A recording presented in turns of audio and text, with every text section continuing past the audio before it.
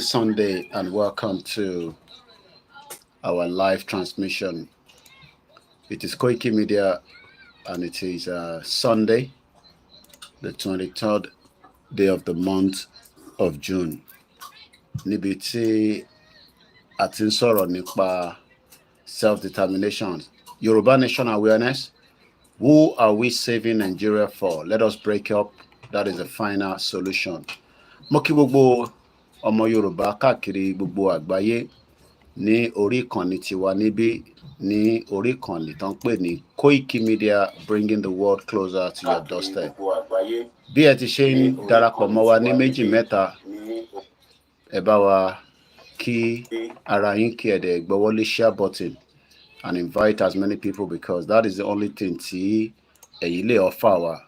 As much as many of you cannot offer much apart from financial, but when you're on the program, what you can do for us is to put the hand on the share button and let us, have some conversation.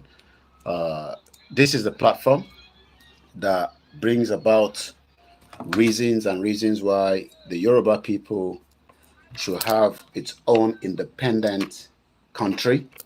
Not everybody agrees to that. I can't believe Nigeria can still be saved. How true that is, I don't know. But everybody knows that there's a problem wrong in Nigeria. And if nothing is done right now, that problem will continue to exist. And that problem would eventually or might lead to, what could end up become a little bit much more problem in the near future. Even the politicians that are trying to save Nigeria knows that there's no amount of how they want to save Nigeria. The whole structure will collapse. So this is where we now bring the education in. This is where we discuss under the leadership of Professor Adebanji Akintoye, under the leadership of Dr. Chief Sunday Adeyemo Igboho, and under the leadership of the Otumba Ademola, the Deputy YSDM Coordinator, which stands for Yoruba Self-Determination. Moki ìyá tó bí mi lọ́mọ pé wọ́n kó ìrìn àjò lọ sí Benin Republic, where she visited. I'll be telling you a little bit about that. Just to say thank you so much to our heroes that have been working tirelessly in the last years, because without the actor in the movie, the movie will eventually end. So every time Momsi mi bá travel out láti lọ rí Olóyè Igboho àti Baba Akintoye, it gives people like us joy that Toba make that kind of journey, just like many people have done as well. It is in the interest of every one of us, especially on this platform, and also the interest of millions of you that are also not in this platform. Because kò sí ìrìn àjò kékeré, ẹni tó ń gbéra náà láti ilẹ̀ Yorùbá ní Nàìjíríà lọ sí Benin, tó ń lọ sí ọ̀dọ̀ Olóyè àti Baba Akintoye. Each time we see those kind of images, ṣe ni ó máa ń dàbí pé káwa náà wà ní on the ground, to be able to feel the excitement, to be able to feel the enjoyment as well. So if you are not aware, we're still putting all the platforms together. We have one more platform to go live. While we are doing all this, debating wọlé, ẹgbẹ́ wọlé share button. Kò kúkú sẹ́ńtíyàn kankan ní wọ́n máa wá yín pé tẹ́ bá share sórí timeline yín, tẹ́ bá lọ share sáwọn inú group àwọn church yín, ṣé wọ́n máa bínú pé ẹ̀ ń sọ̀rọ̀ ìran wa ni? Tẹ́ bá share lọ sí ọ̀dọ̀ àwọn mọ́ṣáláṣí, ẹ bá wa pín ètò yìí, ẹ lọ sínú group yín, kẹ́ pín link yẹn lọ síbẹ̀. So that is the only way we can inform people. Reason tá ṣe fẹ́ kúrò nínú Nigeria, kò ń ṣara wa là ń bá sọ̀rọ̀. We need the new people. We need people that are in the APC and the PDP, and those that are hardcore believer of one Nigeria. Because kò sí nǹkan tẹ́ fẹ́ ṣe fún àwọn tí wọ́n believe in one Nigeria. They believe in one Nigeria because as far as they're concerned, one Nigeria can still bring hope. Àwa làwa mọ̀ pé one Nigeria ò lè mú hope wá, but àwọn tó agree pé one Nigeria máa mú hope wá, ẹ jẹ́ ká lọ sọ fún wọn pé Koikimedia ti wà live. That is what you can do. Tí ní kẹ́ fún wa lówó, you know, each time we come live first, you know, Egbowole, thumbs up. I do that when I go to people's platform. I tell people, how can we have 300 people watching? And then only 30 people have thumbs up. You are not helping us, our presenter. Láti the last 5 hours, ni mo ti fẹ́ jáde, but ara mi ń lọ kọ́ikọ́í, mo lie down sí bíbáyìí. But mo mọ̀ pé ó ní responsibility láti jáde, láti polongo iṣẹ́ tí a gbé dání. Because kò ń ṣe pé àwọn èèyàn sí live. I was on the program with Baba Role 1010. Ọ̀gbẹ́ni Bobby ti ṣe program láàárọ̀ yìí. Èmi náà ti wo program Ṣòwòrẹ́, mo ti wo program Délé Fárótìmí in the full clip. So kò ń ṣe pé àwa náà ń lọ gbọ́n kan táwọn ẹlòmíì náà ń sọ. But at the end of the day, coming out is a bonus. Tí n bá jáde, kò sí nǹkan tẹ́ fẹ́ ṣe fún mi, kò sí. That's why I don't tell you pé àsìkò báyìí la fẹ́ wá ṣe program, because ẹ̀mí yín máa wà níbẹ̀ ni. Koiki ti ṣàdéhùn pé òun bọ̀ wá ṣe program. Tẹ́ ẹ bá dẹ̀ rẹ̀ olúwẹ̀, ó ti di májẹ̀mú nìyẹn. But tẹ́ bá ti mọ̀ pé ẹ fi máa rí mi tí bá wà live, especially a platform like this, ẹ má bínú ẹ̀ tí ẹ wà lórí YouTube Koikimedia. Lágbára Ọlọ́run máa try láti ra iná kan so that tí bá wà live màá lè point ẹ̀ síra mi. But doesn't matter, voice mi ló matter, you know, and we're streaming on multiple platforms. So what I'm trying to say is that àwa náà ń gbìyànjú ni láti lè jáde wá bá yín sọ̀rọ̀. Like I said, I've been a little bit, I don't know, my body was just a little bit tired. Mo ti wẹ̀ tán. Aṣọ tí mo wọ̀ láti in the last 5 hours pé ká wá ṣe program. But one ẹni tó bá lálàáfíà ló máa jáde máa pariwo Yoruba Nation. So for the fact that we are coming out, ẹ support now, ẹ pín program, ẹ share. Because tó bá jẹ́ pé mo kí ń gbọ́ nínú church service pé wọ́n máa ní kó share program, máa sọ pé ó dáa, àwa nìkan là ní kẹ́ share.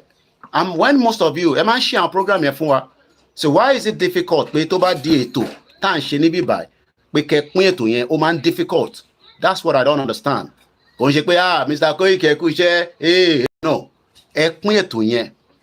That is the only thing you can do, you know. Gbogbo ẹni mo kí, I won't be mentioning names to start with because need time. Baba Kitoye máa wà live pẹ̀lú àwọn ìlànà US. I'm meant to be there because I'm one of the, you know, at least the backbone. I spoke to him this morning. Èmi àti Sister Ellie. Baba is very strong. I wanted to ask him, ṣé gbogbo nǹkan ṣáà ń lọ bó ṣe jẹ́ kó lọ? Baba ní gbogbo ẹ̀ ń lọ, but ká sọ̀rọ̀ later. Láti ẹ jẹ́ n wo time tí mo bá bàbá sọ̀rọ̀. Kódà a pè wọ́n, I get through. Àwọn ọlọ́pàá wá pè wá. Baba called back at 10:55 and he promised to call us back at 3. He's still been engaged at 89 years old. So kí ló wá ṣàwàtà jẹ́ 40, 50, 30, 20 tá a máa sọ pé ó rẹwà. Yes, lóòótọ́ kò sí nǹkan tó come easy. Nothing is going to come easy. Ẹ fẹ́ gba Yoruba Nation kò ní wá ní just akọ máa gbà bẹ́ẹ̀ yẹn. So Sister Ellen wọ́n pè mí ní 9:38 a.m. Ìgbà tí màá tí wọ́n communicate, a gbé bàbá pé ká bá Professor Akintoye sọ̀rọ̀. Eventually bàbá ò connect. Nígbà tó máa di 10:55 bàbá pè wá padà. You know, àwọn ọ̀rọ̀ tá fẹ́ bí bàbá ní ká jẹ́ kó di ọ̀sán pé àwọn busy. And I know that within the next half an hour bàbá tún máa wà lórí Zoom pẹ̀lú àwọn ìlànà US. So káwọn kan wá máa ń sọ pé wọ́n ṣe kankan kò sí kankan tán. It makes people like us, you know, sometimes could go a little bit out of the, you know, kò ṣe pé a máa ń kọ̀ wá ká wá bínú. Bàbá àgbàlagbà ní 9:30 bàbá 89 years old ní aago 9:00 àbọ̀ tí ọmọ mi ṣì ń sùn níbi tó ti bá club lọ tó ti ṣe fàájì lọ àbọ̀rọ̀ mọ̀ yé nísìn. Bàbá pè padà within less than an hour táwa pè wọ́n ní 9:30. Èmi tẹ́ ní àbàbá lè máa sùn lọ́wọ́. Sister Ellen ní bàbá ti jí o. So that shows that bàbá yẹn náà kò nítorí pé òun sọ̀rọ̀ Yorùbá Nation kò ní pé torí òun jẹ́ leader wa yes kò ń ṣe gbogbo ilẹ̀ máa lè bá sọ̀rọ̀ kò ń ṣe gbogbo ìyẹn ní ẹ ṣe ní àwa media mo dẹ̀ gbọ́ tí bàbá àròlé náà sọ the same thing ó rà pé ní last week tó ń ṣe program wọn kan pé àwọn láǹfààní àti pé bàbá Ìgbòho àná I was with the phone with Ìgbòho throughout yesterday you know and he was also visiting my mom in Benin Republic because mom see me travel. I'll be telling you a little bit about that. So what I'm just trying to say is that it will be very stupid kẹ́ni tó jókòó sá abroad kó máa sọ pé bàbá 89 years old kò ní kankan tó ń ṣe ju pé ibo ló ń kó wa lọ ṣé wọ́n ti lọ fowó agbowó àwọn ọ̀rọ̀ rún àwọn ọ̀rọ̀ dẹ̀ àwọn ọ̀rọ̀ mùgọ̀ àbọ̀rọ̀ mọ̀ yé yín nísìn iṣẹ́ tí bàbá gbélé wa lọ́wọ́ ní láti lọ mú fáìlì ẹ̀ wà ní abẹ́lẹ̀kùn mẹ́rin àbọ̀rọ̀ mọ̀ yé nísìn iṣẹ́ tí bàbá yẹn gbélé wa lọ́wọ́ pé ká lọ máa ṣe òun làwa ń tẹ́kọ̀ ẹ̀ níbí báyìí èní la máa parí èyí tá à ń discuss tó bá tún máa dọ̀la lágbára Ọlọ́run lágbára Jésù Kristi lágbára àwọn rúmọlẹ̀ ilẹ̀ Yorùbá àtúbẹ̀rẹ̀ another topic bàbá yẹn náà là ń pè pé bàbá kí ló tún ṣẹlẹ̀ báyìí yes kò ń ṣe gbogbo nǹkan la máa lè discuss pẹ̀lú ẹni tó bá tàbá ń ṣe live because ẹni tó bá fẹ́ rí bàbá tó fẹ́ gbọ́ nǹkan tó ń sọ ra tíkẹ́ẹ̀tì náà ó lè tí mo sì mi fi ra tíkẹ́ẹ̀tì nísìnyí tó fi lọ sí Benin Republic kò dẹ́ sáwọn nìkan lọ àwọn bíi 3 lọ́jọ́ lọ so kíyàn kan wá jókòó níbi tí ẹ fẹ́ kúrò ní ibi comfort zone yín ẹ fẹ́ kúrò ní comfort zone yín so tẹ́ ẹ bá dẹ̀ ti fẹ́ kúrò ní comfort zone yín ẹ gbọ́dọ̀ gbà fún àwọn bàbá yẹn torí pé comfort zone abroad mo gbọ́ ọ̀gbẹ́ni Bobby láàárọ̀ yìí ẹ̀gbọ́n mi Peter Ọládélé mo ti rí miss call yín mo busy ni but ibi tá a fi sọ̀rọ̀ sí yẹn náà wọ́n ti fún mi ní update so but mo mọ̀ pé ti pè mí lánàá mo kí yín so kíyàn kan wá máa sọ nísìnyí pé olóyè ò ṣe kankan kò ṣe kankan náà nìyẹn ìwọ náà lọ ṣe tó lóyè ń ṣe náà ọ̀rọ̀ dẹni náà kẹ́ máa sọ pé olóyè ò ṣe kankan kí lẹ́mí ìbá pé olóyè ò ṣe kankan so ẹ jẹ́ ká play intro mi at least èmi náà gbọ́dọ̀ máa pọ́nra mi lẹ́ǹkankan mo kí brother mi Mike Ọlá mo fún ọ lówó àwọn lọ ṣe intro yìí fún wa pé ṣé mo like ẹ̀ mo ní ó lè dá èlò ni wọ́n ní kí n má sanwó àwọn ṣe fún Koikimedia ni mo dúpẹ́ lọ́wọ́ wọn ọ̀gbẹ́ni Bobby sọ láàárọ̀ ìrádà yẹ ó ní àwọn tó ń wọnú igbó ta ní kọ́ lọ́ máa wọnú igbó lọ ìjáyàjáyà ní ẹ wọlé ẹ ṣe wọ́n báyìí ká má fi gbogbo ẹnu sọ̀rọ̀ ta bá ní kọ́ lọ ṣe wọ́n báyìí kọ́ ṣe wọ́n báyìí náà owó náà lọ́ máa lò ìyẹn tó já àwọn tìyàn ti wá gbogbo alárí tó ọlọ́kadà àwọn ọlọ́kadà Fúlàní tó ń ṣe jàbàjàbà ní Èkó ń bẹ̀ yẹn àwa lẹ́ máa lẹ̀ dí mọ́ lè lẹ̀ dí mọ́ àwọn ọlọ́kadà gbogbo yín lẹ ti rí fídíò yẹn àfi kẹ́ máa wá síbí báyìí kẹ́ máa lẹ̀ dí mọ́ àwa Koiki come back home come and lead us from home ọlọ́kadà Fúlàní ó ń gorí èèyàn láàrin Èkó lọ́sàn gangan ààrẹ nìkankan tó jáde ààrẹ nìkankan tó tẹ̀ sọ pé abẹ́ yàwó èrè kó tẹ̀ fọ́gò àwa lẹ máa wá lẹ̀dí mọ́ lórí social media àwọn tó ń jí yín lówó àwọn tó ń ṣe jàǹbá fún yín rí kankan ṣe fún wọn. mo gbọ́ Sowore tó ṣe pẹ̀lú Ṣeun Akínbálóyè podcast 1 hour kò pé 1 hour 20 minutes mo farabalẹ̀ mo gbọ́ gbogbo tó sọ ó sọ pé revolution ló máa break up Nigeria tí a lè ó ní tunnel yẹn kẹ̀rí ó ti há iwájú rẹ̀ kò lọ ẹ̀yìn rẹ̀ kò lọ so ó kúkú bẹ́tà ká bọ́ǹbù tunnel òfò yẹn kí gbogbo olúkàlùkù lè dín kan ṣe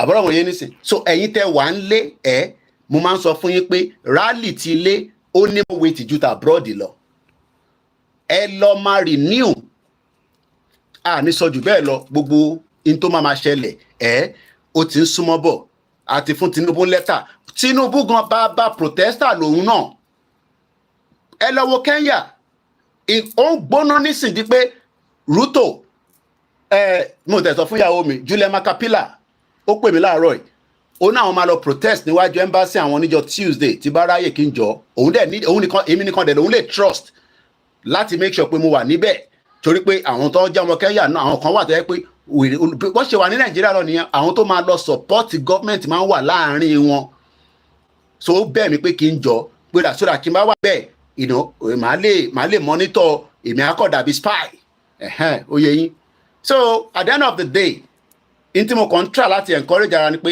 àwa náà tá à ń jáde pẹ̀lú one hope pé a máa lọ mo gbọ́dọ̀ brother wa Délé Fárótìmí program tiẹ̀ gbogbo ẹ̀ kò tó 1 hour very powerful program topic tó lò was I think the madman or something like that. So mo kàn try láti jẹ́ kí gbogbo wa understand pé nothing is gonna come easy. Ó fẹ́ gba Yorùbá nation kó kàn máa wá gbọ́ program. No, ó máa ṣe wàhálà, àjọ máa ṣe wàhálà yẹn ni. Ó dìgbà tá a bá délẹ̀ lérí òun ni chat with Ọmọyẹlé Sowore. Mo ti wò tán 10,000 views ló ti wò so far. Mo tún wo Dele Farotimi, listen to the madman. 2 programs. So bó ṣe jẹ́ nìyẹn, ẹ bá gbọ́wọ́lé share button.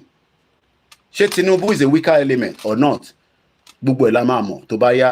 Àtẹni tó ní àti ẹ̀ tó bá yá, gbogbo wa la máa mọ̀ whether Tinubu weak element ni or not.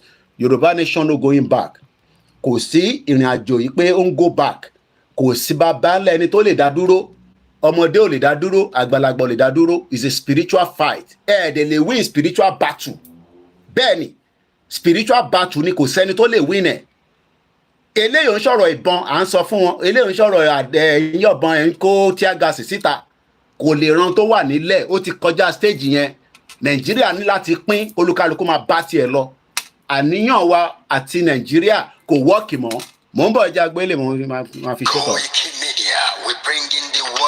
Ẹ bá a pè mí náà tún lọ́wọ́lọ́wọ́. Ẹ share button, ẹ gbọ́wọ́lé share button. Ẹ gbọ́wọ́lé share button. Koikimedia, Koikimedia, we bringing the world closer to your doorstep. Koikimedia, Koikimedia, Koikimedia, we bringing the world closer to your doorstep.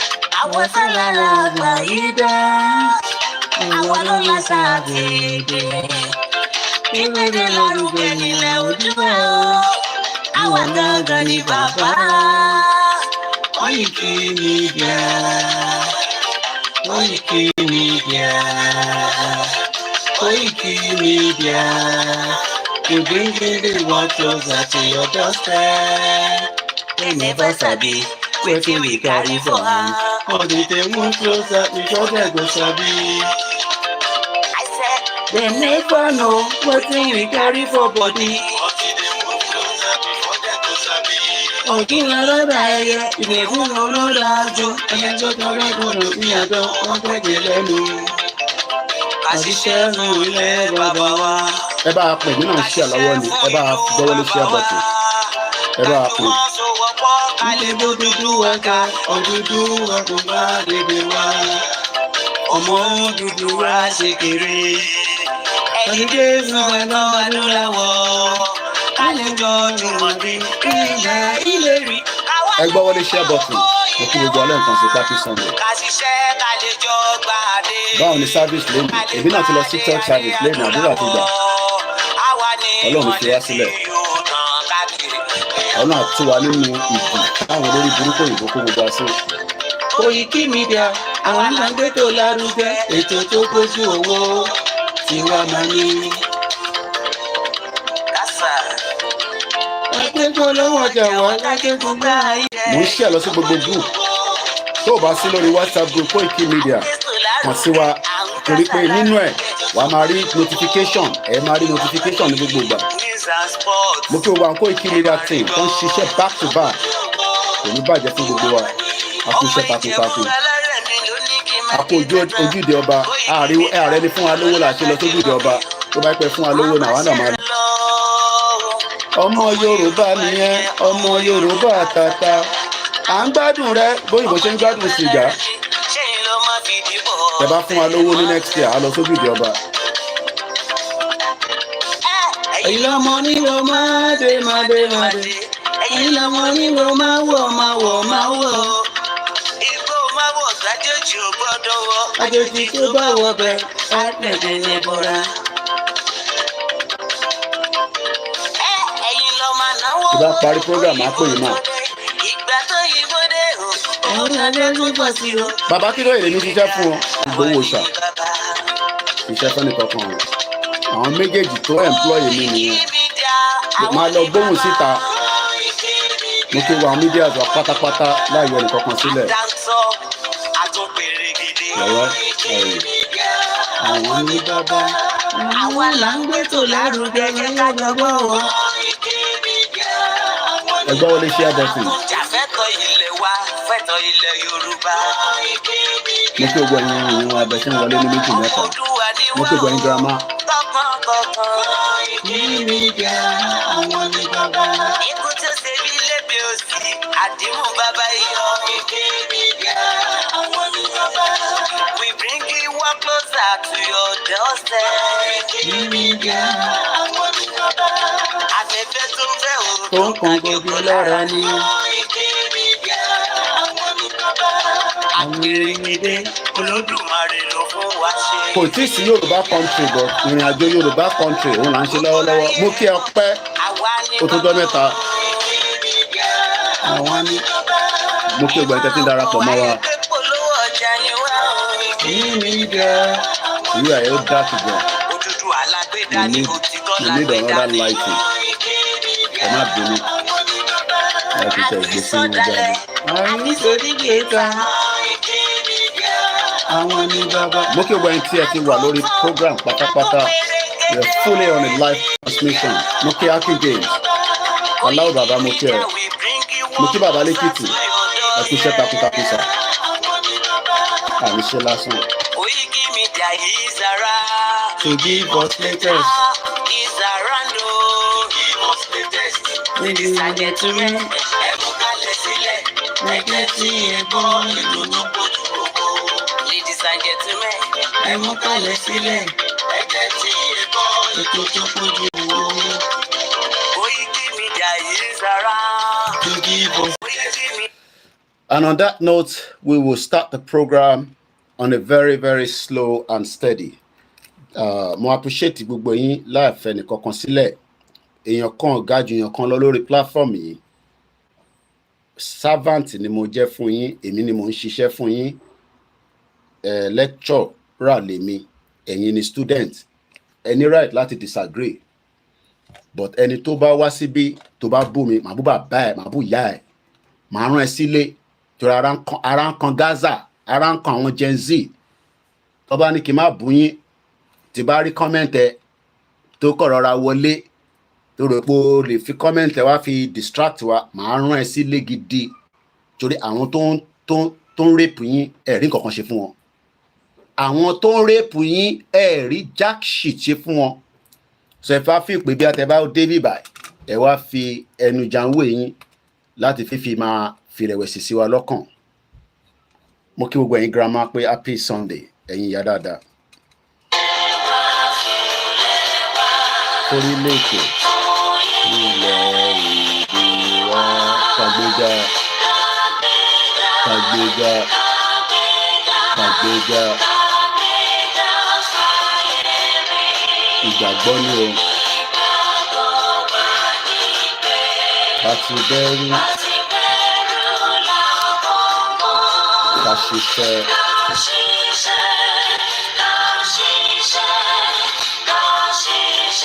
Kájọlá ìṣọ̀kan àtòmìnira ní kẹjẹ ká máa lépa tẹ̀síwájú ọ̀pọ̀ ire àtọ̀hún tó dára. Ọmọ Oòduà dìde, kò sí ipò ẹ̀tọ́ rẹ̀. Ìwọ ni ìmọ́lẹ̀ ògo adúláwọ̀.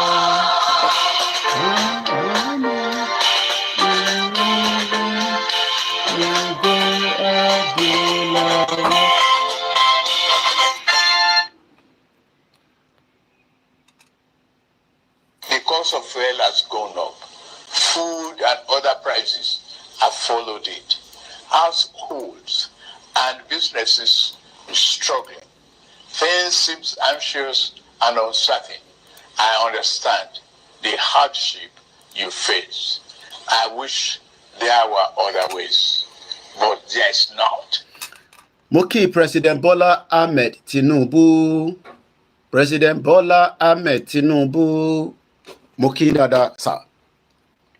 the President of the Federal Republic of Nigeria. Some few years back, ẹ̀yin náà ń jàjà fún kankan, ẹ̀ ń jà fún democracy, ẹ̀ ń jà pé gbogbo ohun tí Abíọ́lá ò ráyè ṣe kẹ́yìn náà lè rí ṣe. Ohun Ọlọ́run ni o ló fún yín débi tẹ́ dé yìí. Ohun ọba Elédùmarè, ohun Jésù Kristi. Tí kò bá wọn Ọlọ́run kò ní gbé yín débẹ̀. Àwa ń pray fún yín pé k'Ọlọ́run fún yín lálàáfíà, kó fún yín lẹ́mìí gígùn. But one thing that a níjọ agree ni pé lórí ọ̀rọ̀ Yorùbá nation táwa ń sọ̀rọ̀ lé lórí, òun ni the final solution. Mo mọ̀ pé the international community, I love to show my map, tí bá ń sọ̀rọ̀ àgbáyé, they are there not for me and you. America is not working in our interest. So tó bá rò pé America is working in your interest, fàbúlò wà níbẹ̀, okay?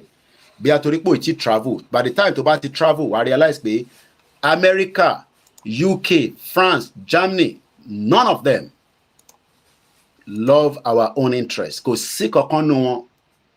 Interest tí wọn lọ máa kọ́kọ́ jà fún, kó tó jà fún interest tọ̀dọ̀ tiyín.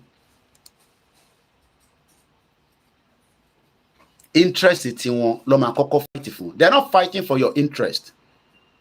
Kí ló dé tí ọmọ America lè fi passport ẹ̀ káàkiri àgbáyé tí Nàìjíríà náà lè ṣe? Kò ń ṣe pé Nàìjíríà happy Sunday. Ẹ má yẹ kí n dárúkọ torí mo ti wọnú ètò. And the timing is very, very limited. If you're one of those that are hoping that our future will be secured, nítorí pé ìlú kan wà tó ń pè ní European countries, African countries, and they will fight for your interest. Ọmọ tuntun ẹ̀dànù. Kí ni mo sọ?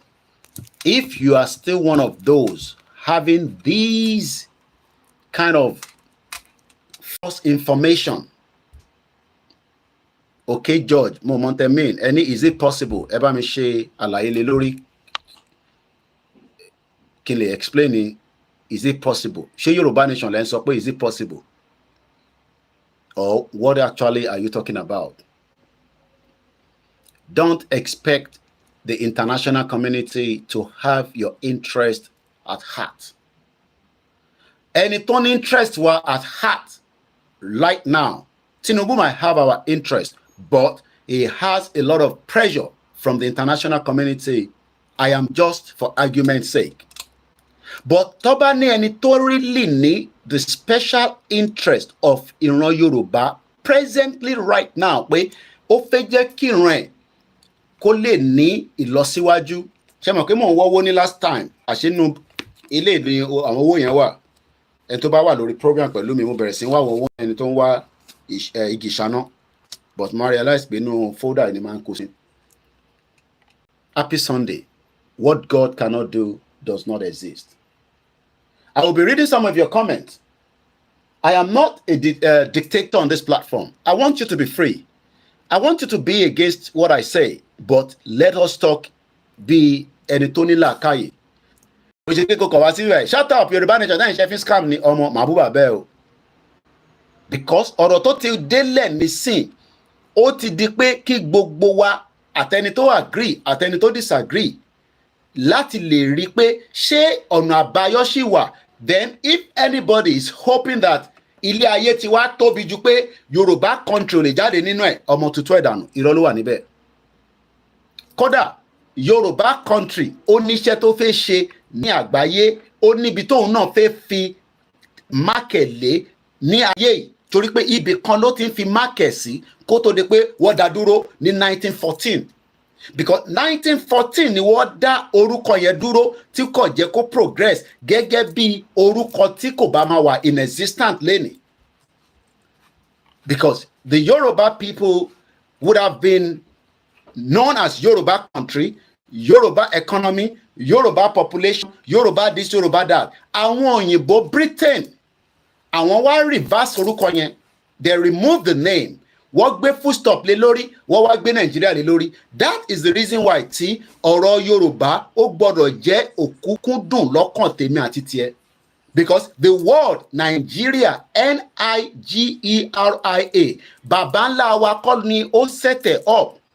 A gbọ́ nínú ìtàn pé nígbà tí wọ́n ní Odùduwà dé gẹ́gẹ́ bí a ti ṣe gbọ́ pé wọ́n wá ní Nàìjíríà ni wá, tó bá jẹ́ pé o lè lọ fún mi níbi tó wà mo kí gbogbo ẹ̀yin tẹ́ ẹ sọ pé a kó ètò ẹ káàbọ̀ sórí ètò ẹ má yẹ kí n dárúkọ ẹ jẹ́ ká máa tẹ̀síwájú, gbogbo yín náà ni mo rí, àtẹni tó rí wa àtẹni tó rí wa, tó bá di ọjọ́ ọ̀la ìtàn arántí gbogbo wa àtẹ̀yìn náà, torí pé kò ń ṣe, it's not about me.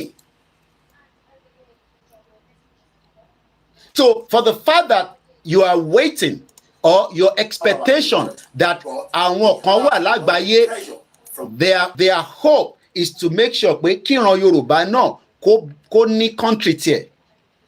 Nobody wants you to be free. That is the number one fact. Two different people ni mo gbọ́ ní ọ̀sán yìí lọ́wọ́ àárọ̀ yìí. Mo gbọ́ Délé Fárótìmí, mo gbọ́ Ọmọyẹlé Sowore, and at the end of the day, the two all agree that Nigeria has not worked. Kò ń ṣe torí leadership problem. The foundation tóyìnbó dá sílẹ̀ ní 1914 òun ló dá gbogbo wàhálà àti fìtínà tó ń ṣe wá lénìí. Mo kí gbogbo ẹ̀yin alálùbáríkà tẹ́ ń wọlé ní méjì mẹ́ta. So kí wá ní ọ̀nà àbáyọ? Ṣé ká lọ máa ṣe politics, ká lọ darapọ̀ mọ́ olórí burúkú Àtíkù tó ti ń ṣe politics láti 1992 tó jalè títí débi pé Ọbásanjọ́ gan sọ pé Àtíkù àbíṣọ́ Ọbásanjọ́ ni ká mú lẹ́pọ̀n for 16 billion owó electricity àbówó energy tọ́nà fẹ́ ṣe tí a rí. So what is giving you the hope? Ìyẹn ni tí wàá ṣàlàyé fúnra wa. Okay, Tinubu ti wà níbẹ̀. Okay, let's hope that Tinubu will give us the hope. Tó bá fún wa ní hope yẹn, kí ni mò ń jà fún? Ṣèbí kankan náà ni mo fẹ́, but Tinubu ò lè sọ fún wa pé òun bá ṣe tán òun á tún dá ìjọba padà lọ sọ́dọ̀ àwọn northerners. That would be a disaster. Koiki ẹ jẹ́ kó restructure Nigeria, but kò nídìí láti pẹ́ gan tó bá máa restructure Nigeria. Ó jẹ́ kẹ́ ti rí indicator.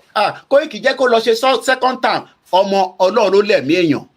Kọ́lọ́run bá wa fún lẹ́mìí gúngùn. Kò sẹ́ni tó mọ̀la. Kódà intelligent tí mò ń gbọ́ ni pé reason tí Tinubu ṣe ń change jet tó ń lò lọ́wọ́lọ́wọ́ ní sí pé jet tó fi ń gbé president káàkiri yẹn, president plane, I don't know. I am just oríṣiríṣi làwọn intelligent kankan máa ń wá sórí desk wa. What they are saying is that president jet tí Tinubu ń lò yẹn ó léwu fún gan. So it is important for him to change it. Ó lè sọ pé they play.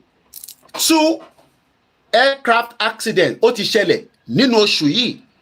Ní rántí mọ́, èmi àrùn ẹ létí. Iran vice president tó bá tẹ̀ ṣe president wọn gan, ó máa kú lórí helicopter. Ṣé Sierra Leone àbí kí ni ìlú African country vice president nìyẹn? Okay, ti Iran ni president wọn. Ẹ̀fà táwọn bá ń pe tiwọn lọ́hùn, president làwọn náà ń lò. 2 most important leaders have been killed. Má rò pé wọ́n kọ̀ kú lásán fẹ́, gbogbo kìdí yẹn ó máa ní ọwọ́ àwọn èèyàn nínú. And that means that Tinubu might not be comfortable. Iran president, bẹ́ẹ̀ ni ṣe gan ni Mr. Adesina. Kí lorúkọ the other one ti president Africa yẹn àbí vice president? Tọ́ni military aircraft tó gbé òun àtìyàwó ẹ̀ àtàwọn bíi mẹ́jọ kan ọjọ́ lọ́run nípè ní Malawi vice president. So má rò pé plane tó ń gbé Tinubu náà kò lè lọ há sókè kó lọ páká ẹ ṣe gan ni Pastor Mo. So ẹ má jẹ́ káwọn lórí burúkú northern sọ fún yín pé Tinubu lọ ń ra aircraft tó bá jẹ́ pé yẹn ló máa fún ní security títí tó lè fi bá wa pín Nàìjíríà, so be it. Èmi ò ń ṣe spokesman ẹ̀, but mo ti sọ fún pé kó pín military architect Nàìjíríà kó pín sí mẹ́ta. Tá bá ní jet fighter bíi mẹ́ta kó gbé kan sílẹ̀ Yorùbá, bóyá ọ̀nà Ìbàdàn ni kó pàkẹ́ sí, kó tètè build gbogbo ibi tó jẹ́ pé a ṣe park a ṣe gbéra.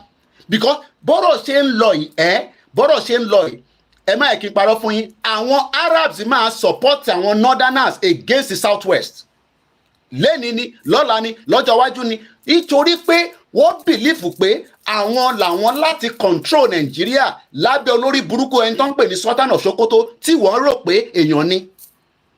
máa sọ pé dey play. Ìwọ ọmọ Yorùbá tó yẹ kó máa jókòó pé Tinubu gan ọ̀rọ̀ tó wà nílẹ̀ nísìn ẹni kó divide Nàìjíríà kí a lè jọ kúrò láàrin Nàìjíríà but ó lè dìjà nítorí pé àwọn northerners máa get it backing àwọn Arab countries especially Saudi Arabia gbogbo ẹni mo fi sọ.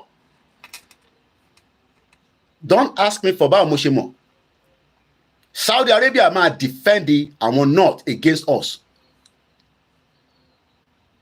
So gbogbo politics tẹ́yìn rò pé wọ́n play politics eléyìí ò ń sọ̀rọ̀ politics mọ́ politics ni Tinubu ń bá wọn play àmọ́ kó stop ọ̀rọ̀ politics yẹn kó tètè dá yẹn padà sí tó yẹ kó wà but ó need enough security tó lè protect ilẹ̀ Yorùbá against invaders. Kò ń ṣàrọ̀ Fúlàní wọlé pa wá láǹsọ ní méjì mẹ́ta o àwọn machinery gidi máa wọlé tó máa ṣe jàǹbá fún wa ju bá ṣe ń expect lọ tó ju àwọn tẹ̀yìn sì ń rí lọ́wọ́lọ́wọ́ tó ń pààyàn tó ń jẹ́yàn gbé yẹn.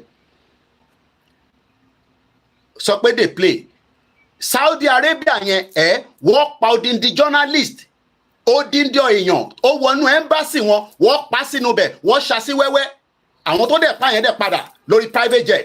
Ọlọ́run ló ní kí Turkey jẹ́ ìlú kan tó jẹ́ gbòógì Turkey ló ní ẹni tẹ́ ni ó jáde can you imagine kéèyàn wọnú embassy ẹ̀yin tẹ́ wà ń lé gbọ́gbọ́ yìí o ẹ̀ ń fi ọ̀rọ̀ politics ẹ̀ fi ń sọ̀rọ̀ Yorùbá nation ọ̀rọ̀ politics kan ní Yorùbá nation náà ọ̀rọ̀ tó yẹ ká mú lókùnkún dàn àtiwọ́ tó support APC tó kúkú support náà wọ òrílé fún ẹ òrí mọ́tò gbà ṣègbóhùn la rí tí sísá wa kan tó ń pariwo tó yẹ kó rí bẹ́ẹ̀ I don't have to mention her name gbogbo alárí tó ń pariwo wọ́n ti gba kẹ̀kẹ́ márùwá lọ́wọ́ wọn bla blow kò jẹ́ kó rí bẹ́ẹ̀ yes politician náà wà nílùú yìí but kò wá mí pé inú politics ló ti máa jayé ní tí kò yí ọ̀pọ̀lọpọ̀ yín nìyẹn expect pé inú politics ní ẹ̀kẹ́ ti ṣoríire no policy ló máa jẹ́ kó ṣoríire nínú ìlú government policy tí July 4 àwa ń lọ dìbò nílùú yìí a gbọ́dọ̀ lé Rishi Sunak lọ enough is enough èmi ni mò ń sọ tèmi o mo mọ tẹ lómi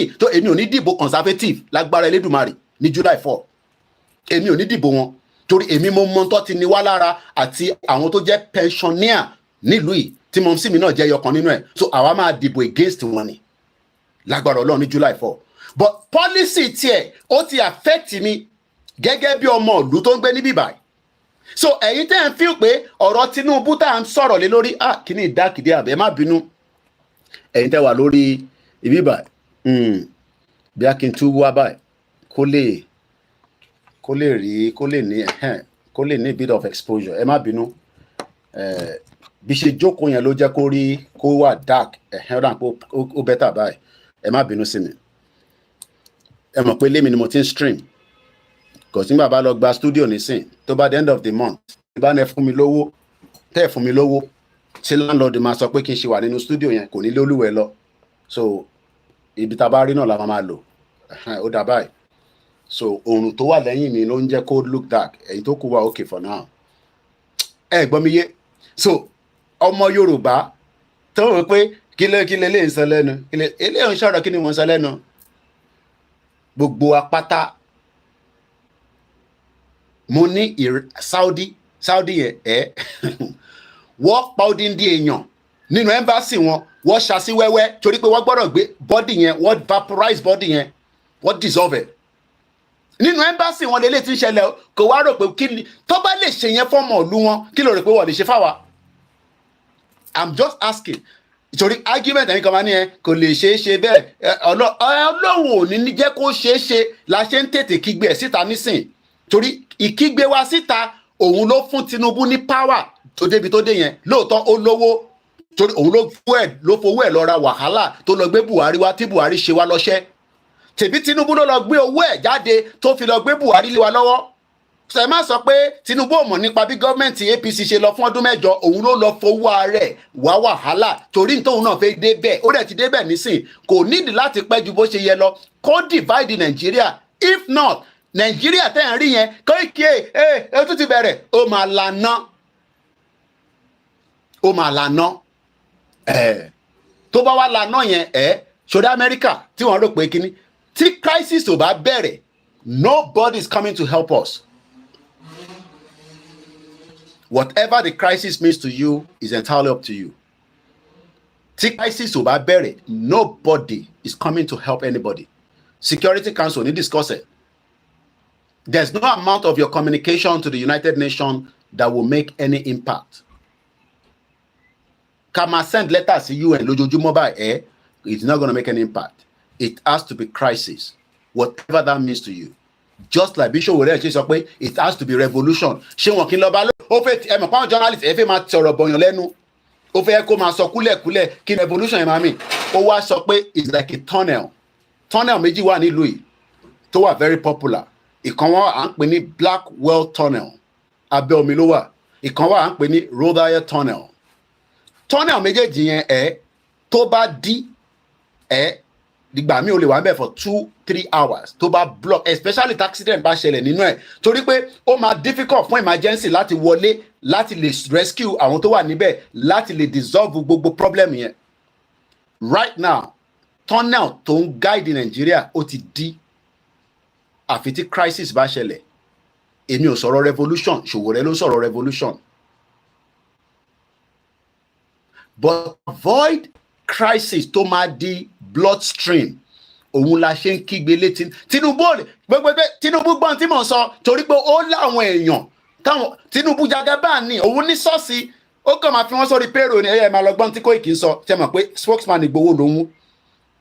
Ó yẹ lọ gbọ́n tí Yèyé Dára ń sọ. They have the money. Àwa la nírò owó yẹn.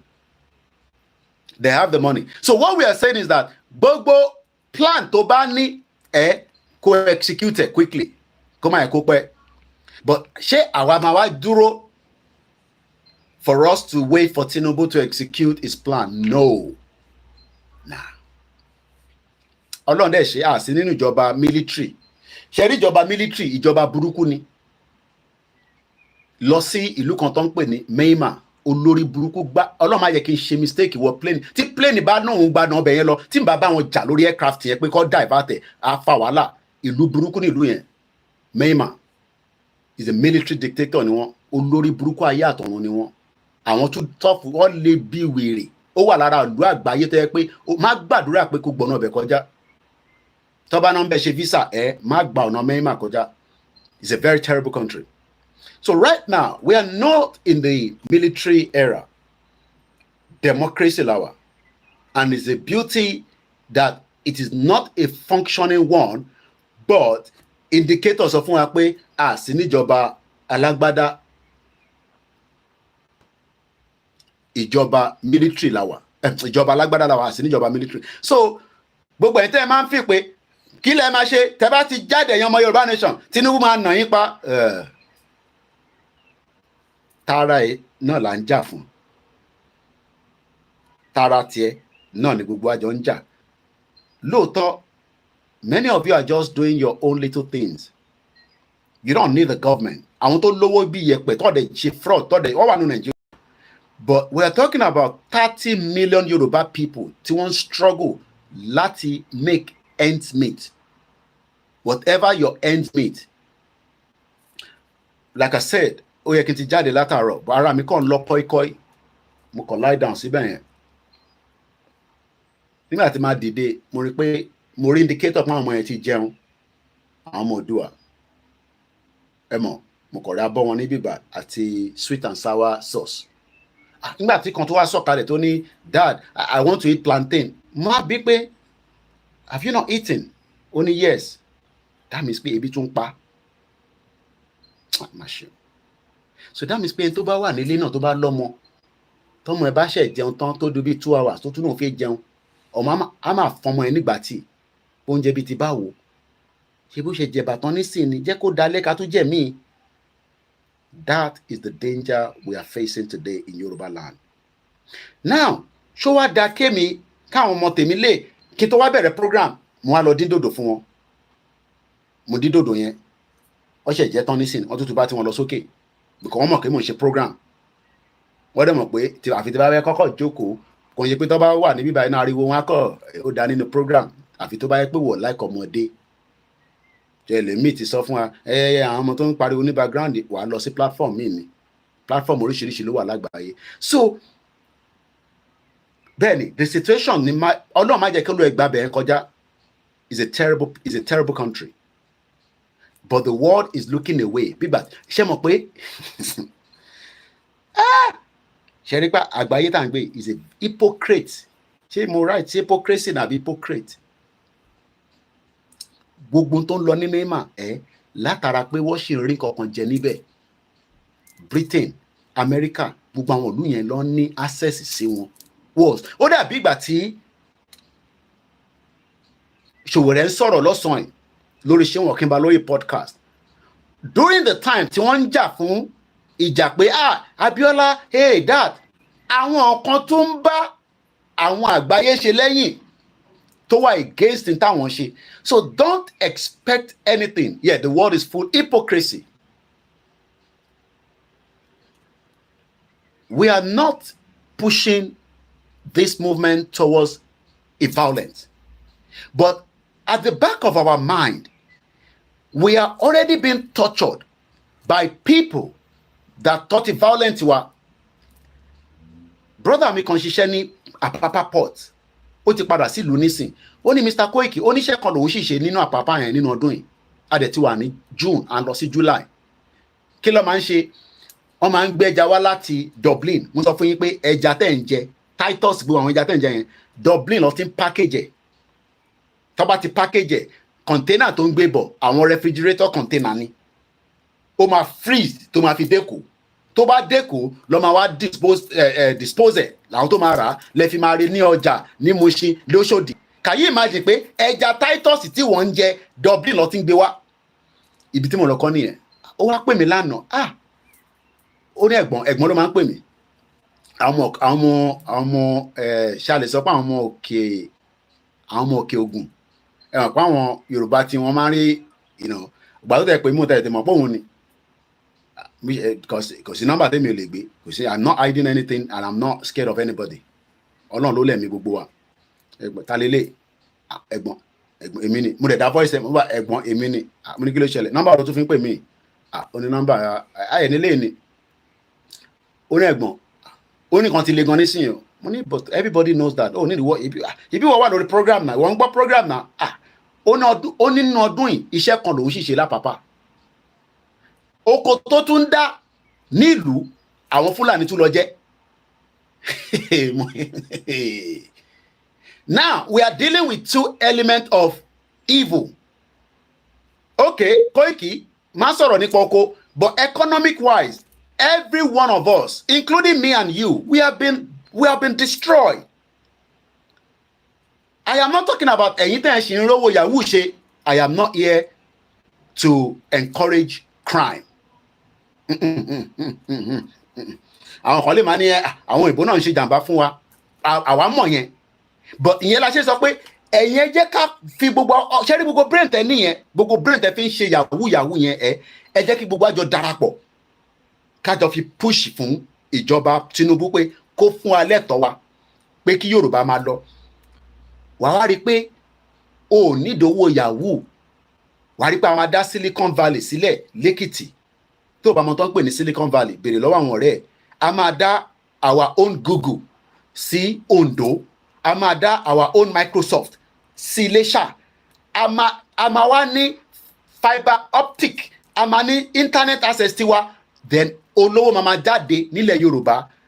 Tó bá kàn ríru Davido ó ń bọ̀ wá ṣeré ní London. Èmi náà máa débẹ̀. Wàláì púpọ̀ nù wa àwọn program táwọn boys yẹn ṣe, which I am happy with them. They are doing very well. But don't expect them to talk about Yoruba nation. Ó jẹ́ kẹ́yìn náà lè sọ pé Wizkid ó ń bọ̀ ní Tottenham ó ń bọ̀ wá ṣeré. Báwọn bàbá tí wá ṣe ń ṣe lọ́jọ́ náà nìyẹn. Táwọn òbí bá fẹ́ lọ kọrin wọ́n máa ń wọkọ̀ tẹ̀lé wọn ni. Tí Ebenezer tí King Sunny Adé bá fẹ́ ṣeré ní Europe, àwọn bàbá tí wá máa ra ticket wọ́n máa tẹ̀lé wọn lọ pẹ̀lú owó tí wọ́n. Ọmọ kò máa rí bẹ́ẹ̀ mọ́ nísìnyí. It is because the Yoruba economy has been destroyed. And it is not an intention. It is a deliberate act pé kí a má lè rí ọwọ́ fi lọ sẹ́nu.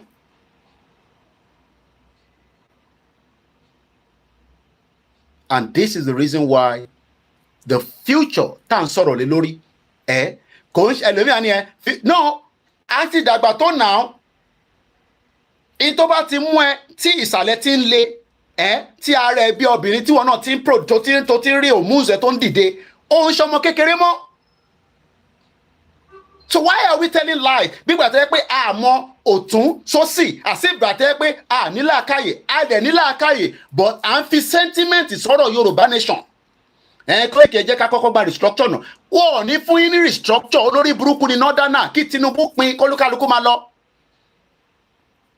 Tó bá wá fẹ́ dìjà tó bá fẹ́ dìjà àkọ́kọ́ jágádà tó wà láàrin wa. Tá bá ti jágádà tó wà láàrin wa then káàdẹ̀ ní private jet àtàwọn àwọn fighter jet tí Tinubu ti kó bí méjì mẹ́ta àti helicopter combat pilot ààrẹ ni tó lè wá. But táwọn náà bá ti mọ̀ pé a ti ní nǹkan ogun tó wà nínú territory wa ní Ìbàdàn tó máa jẹ́ bí base.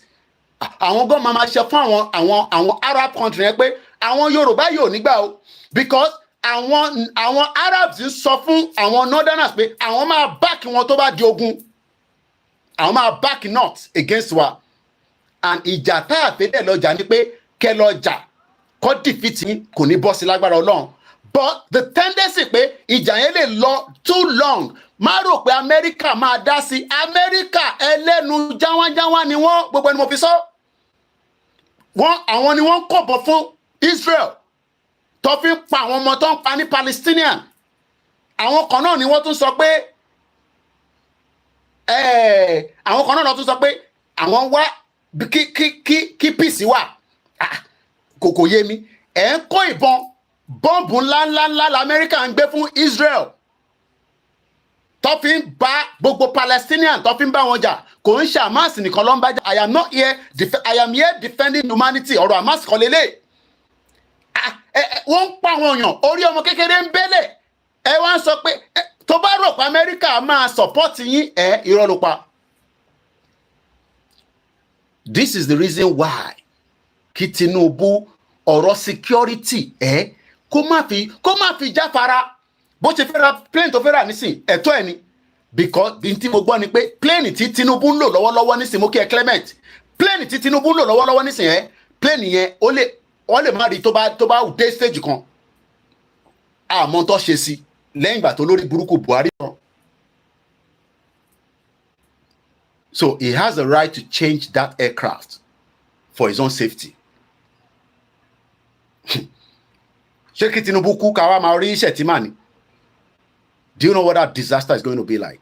So ṣẹ̀rẹ̀ èèyàn ní tẹ́tẹ́ ń kọ́ bọ ẹ̀ ń wá slot ẹ̀ ń wá kíní kan ìyẹn lẹ ṣe attack Yorùbá nation ó jù bẹ́ẹ̀ lọ o.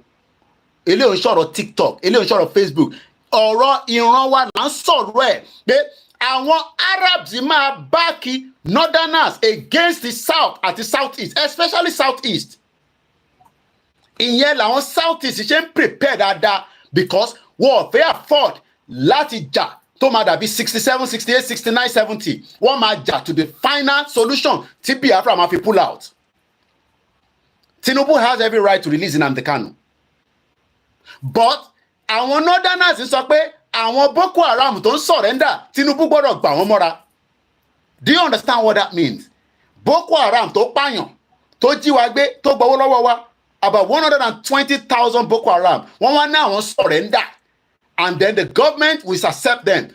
Pressure yẹn wá láti ọ̀dọ̀ àwọn northerners àwọn Sultan of Sokoto àwọn ló ń kó pressure bá Tinubu pé àwọn ti surrender accept them but má release Nnamdi Kanu jẹ́ kó wà níbi tó wà.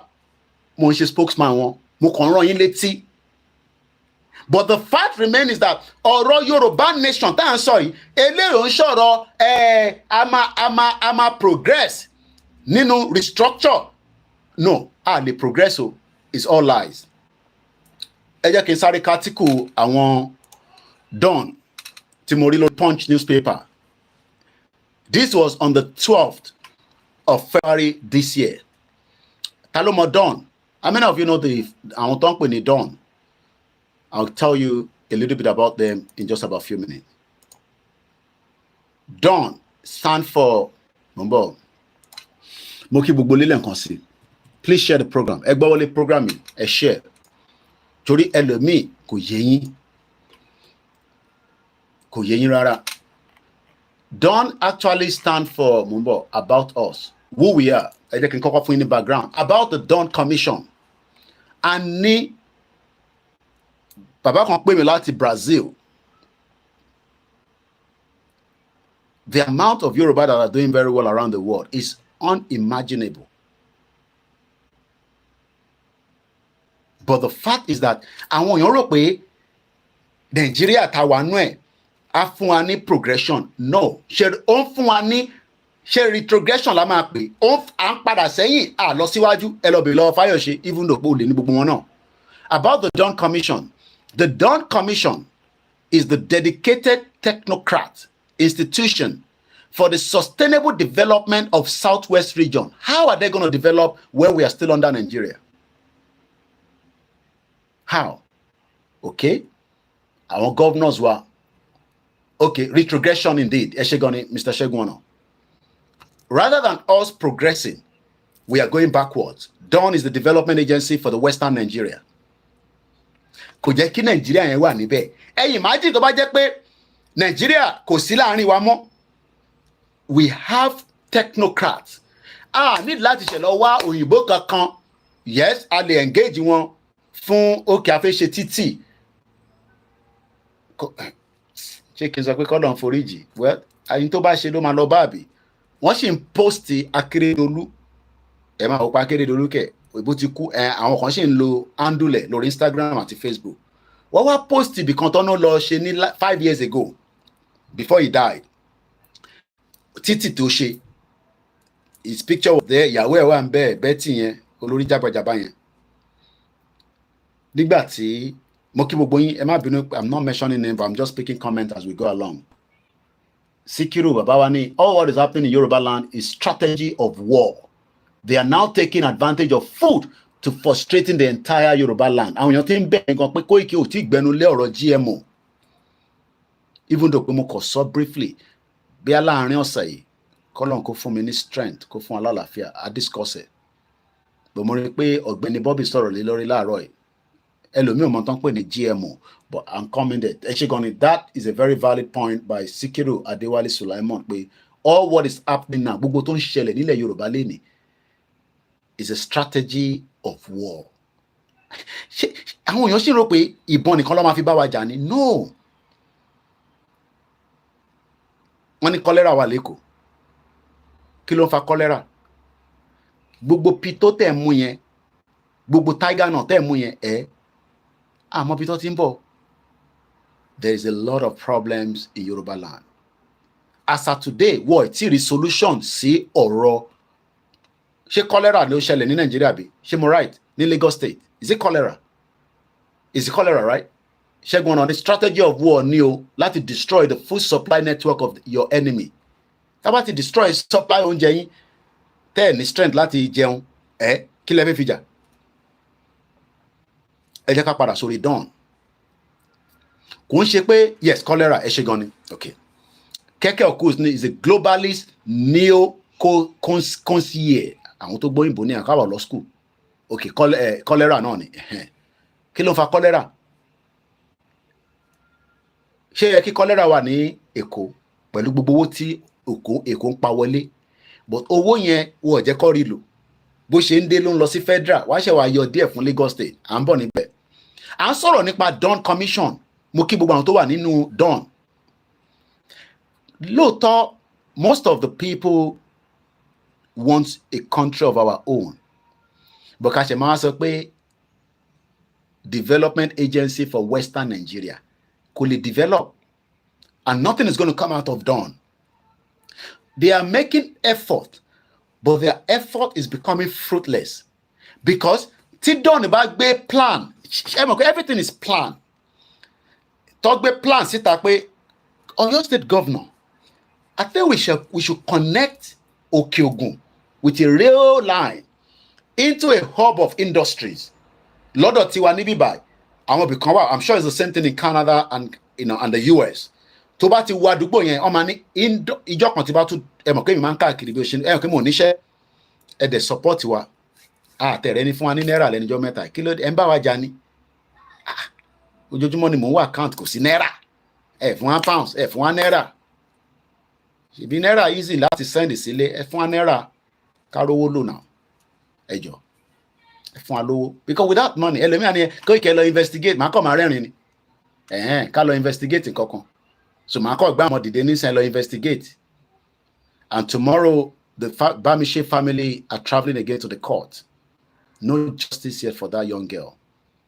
Bamishe Anyanwola. As I speak to you right now, there is still no justice. So the sister got in touch with me to remind me that they are heading to the court again tomorrow. So let's pray for the family. There is still a mother. Ìyá tó bí Bamishe, what you were in their 70s, ó ṣì wà láyé.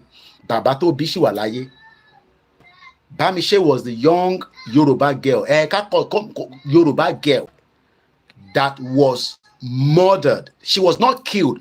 Otoni killed, Otoni murdered. She was murdered right in the BRT in Lagos State, Sanwo-Olu, Olojusekpele. Tó bá jẹ́ pé ọmọ ẹ̀ lọ pa ni, ní tírẹ̀ tó pa. Mo ń bẹ̀rẹ̀ ni o.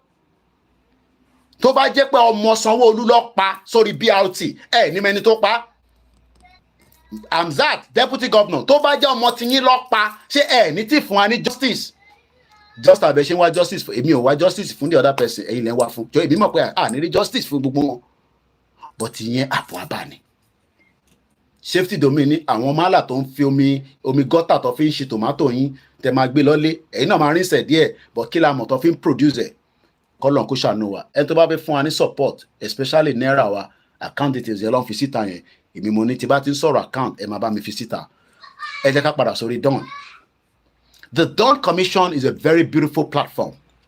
But the fact remains that they will not be able to do much because Abe Nigeria ni Ashi operate, even though they are meant to be independent within the Southwest. Now, tí Dawn bá ní Governor Seyi Makinde, engineer, mo ń sọ̀rọ̀ Takeredolu lọ lẹ́ẹ̀kan, títí Takeredolu ṣe, wọ́n náà mi ti gbé lọ. Báwo mo ṣe mọ̀? Ẹ mọ̀ pé àwọn post ti, because sometimes you are talking, then something pops up again. Think of 5 years ago, Akeredolu was, commissioning this road.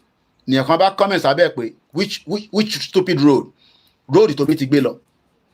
Because kò ṣe pé kò sówó láti fi build the proper road. Tó lè charity tí tó bá ṣe ó gbọ́dọ̀ lè last, I don't know, 50 years. Kò máa maintain ẹni. Àìmọye ìgbà náà ti scrap títì ni mo tó ti scrape ni mo fẹ́ sọ. M25 yẹn ó yí gbogbo London ká ni. The biggest kí la máa ń pè tó bá get stuck báyìí tó bá dẹ̀ drive ó máa lọ fún tó bá ní small accident báyìí ó lè wà bẹ̀ for 2 hours. Báwo lẹ ṣe máa ṣe títì tó yẹ pé within 2 years omi ti ń gbé lọ? Number 1, corruption wà involved. Number 2, wọ́n lo àwọn indigenous people láti lórí àwọn Dawn Commission yìí tí wọ́n ní àwọn tó ń pè ní technocrat láàrin wọn, àwọn engineers, àwọn tó kàwé dáadáa, àwọn tó lè ṣe research pé títí ta fẹ́ ṣe yìí ṣé a máa gbé afsat yẹn sọfẹ gbogbo àwọn tó máa ń lò yẹn, ṣé a lè gbé train kọjá lẹ́gbẹ̀ẹ́, ṣá lè jẹ́ kó wọnú bí industrial hub tí wọ́n bá drive lọ lórí M1. Ìyá máa rí àwọn Amazon massive logistics center, ẹ máa rí Parcel Force, ẹ máa rí this Lidl, Tesco, gbogbo ibi tó ti máa ń load àwọn oúnjẹ yẹn jáde. There is a future for every one of us. The future that is bright, that we can also then help the next country. But should we remain in Nigeria, we will all suffer the consequences. Mo rí àtírẹ́sì kan tó ń sunkún, wọ́n ti gbọ́ ọmọ mi lọ minor ni o. So nísìnyí ẹ̀yin ṣe ń rí pé tẹ́ bá ṣe nǹkan ẹ̀yin ṣe ń pariwo, ariwo táwa ń pa, ǹjẹ́ ń bá wa dá sí? It's entirely up to them. Now, according to the Dawn website, Dawn Commission was set up by the government of the Southwest state of Nigeria as the institutional and program management body to midwife their regional integration agenda. Ṣé agenda ti Dawn fẹ́ ṣe, is it the same agenda from the north? Is it the same agenda even from the east or the middle belt? Because tá bá fẹ́ ṣe agenda tiwa, àwọn náà lè máa sọ pé no, àfẹ́ bẹ́ẹ̀. Because already they are part of us. One money, according to the Nigerian constitution, you have no right.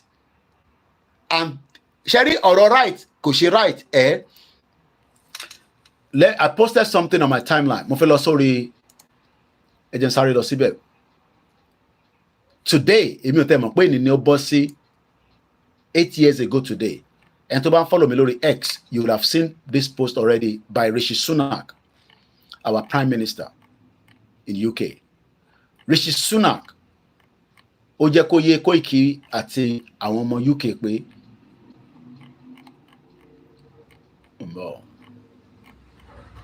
hold up. Where is it? Rishi Sunak. Okay. I don't know. Rishi Sunak. Rishi Sunak posted something some few hours this morning. 8 years ago today, I proudly voted for BRICS exit. While we deliver on the will of the people, Keir Starmer, in your Labour leader, try to reverse your vote. That is the difference between us. So in way, 8 years ago today, the British people were given the opportunity to decide whether they want to remain inside the European Union or they want to exit. Why is it difficult for our no to say to President Bola Tinubu, we want to decide whether Ama Waninu Nigeria or not? If we come out at any time, every one of us must come out to endorse and support the rally. Nobody should be given any excuses. Because anybody, whatever and when that time happens, you should be coming out with your loved ones. And if they were abroad, you should be prepared to come out. It is important that this time around, we need millions of us on the street. Not 10,000, not 500,000. We're going to need millions of us. And boya Faith Intele was like APC machine for you. Just come and join the Yoruba Nation movement when that time comes. You might be saying, but Koiki, let us just come out. Because we are a non-violent people. And we are not doing a violent movement. But we need the numbers. We need the numbers. The question of when there's going to be rally is not the issue. But rally by Majadi, everybody would know. I am just preparing your mind. But if they call it problem, prepare your mind to come out. There is no excuse for any one of us. But this time around, we need everybody to be out. One is the Birmingham West Midlands Spaghetti Junction Bridge, and the road was first commissioned in 1972 and was being checked in 2021 for general inspection in a very strong structure. And axis in here. Birmingham is another very black community, very massive. One in 1972, the Junction Bridge. They were first commissioned the Spaghetti Junction Bridge. So, Rishi Sunak, you had the privilege 8 years ago to decide your fate as a British citizen, whether to remain in the European Union or not. The decision was taken that you made the choice to vote against remaining in the BRICS exit in the European Union. He will not tell me to remain in Nigeria. But anytime believe in this institution, in the British government, to tell you from their lies that we should save Nigeria. Remain in the European Union, even though they were part of the founding fathers of the European Union. Clear.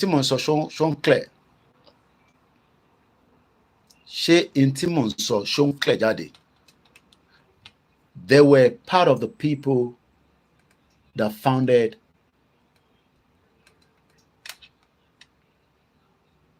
EU. How come they are now? Thank you so much, those of you on our Twitter space. Plan B, Muriembe. We're live on the MixLR, and we still have 2 hours to go on there. Shout out to every single one of you. Happy Sunday.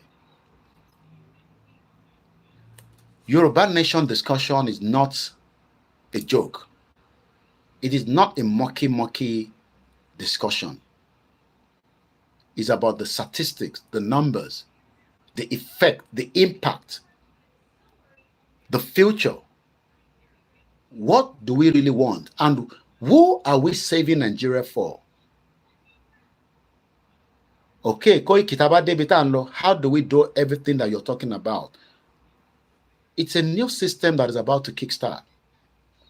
Nigba Yoruba Nation, 1999 Constitution. Do you know that? Do you know that the Constitution is the first foundation of any country? Shout out to many of you that are in the platform. Share button, you are not sharing the program. Do you understand what I'm saying? That the fact remains is that if Dawn Commission is pushing for an agenda to bring a program, a development agenda, let me use that word, because they are there to bring development agenda for the Western Nigeria. Do you know that that is what Awolowo wanted to do? That was not allowed by the people that disagree with Baba Awolowo. And who disagree with Baba Awolowo? I want the evil people. I want Kenny Mani. I want Tiwari Ogo Awolowo. They are the West. The West, Gongoni. The West are the one that saw the future of the Yoruba people and decided that they would do every goddamn thing to destroy it. And they saw the same future, at least not to be biased, with the Hausas and the Igbos and the other indigenous people known as Nigerians today. But it's like, if you do not arrive in Europe or America, I will not be a successful person in this world. It should not be. There is always an hidden agenda from the day that they came to our territory and saw the beauty. How can they say they are owning or they own a territory and they are far thousands of miles away? First, they created that territory, and Dawn Commission now wants a full development agenda for Yoruba land. According to their Director General, Mr. Sheyi Oyeleye, is a leading diverse team of professionals saddled with mission of ensuring that the development agenda leads to the improvement in the well-being and quality of the lives of the people of the region. Have we seen any development or your well-being? I'm asking, has there been any development?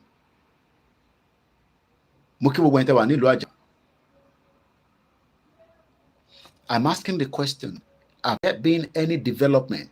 Because the job of these is to support the goals in the Yoruba land, in the Southwest. Lately, with development. But it seems that development is taking too long, which doesn't have to. Because those that are even meant to give hand to the Dawn Commission are also thinking of Japa, just like I have done some 25 years ago. 25 years, Nigeria. Just like some have done in the 32 years, 40 years. And the new entrance to Shende, and they cannot even determine when they plan to go back. When we should all give hand to our governors in a Yoruba land to develop the space of Yoruba land, rather than going to United Arab Emirates and be looking for a job that is not there. rather than going through the desert in the hope that Tibade Cairo, Marisheshi, and you start crying because you realize that there was nothing there. The hatred of the Arabs against us. They want to push themselves as if they are Europeans. But what can say Europeans? Africans, no. But do you blame them? When their own country works for their citizens, if Nigeria was truly working for us, we have no business to be going to Arab countries to look for jobs, not even the European or America. You can go there for a holiday or business. If they're selling something that our own country is not selling, like my mom said, my mom was traveling to Cairo in the 80s.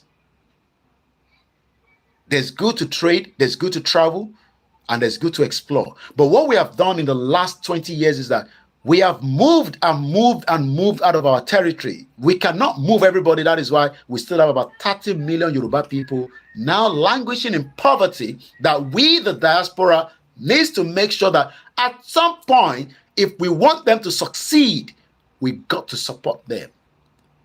And I mean support financially.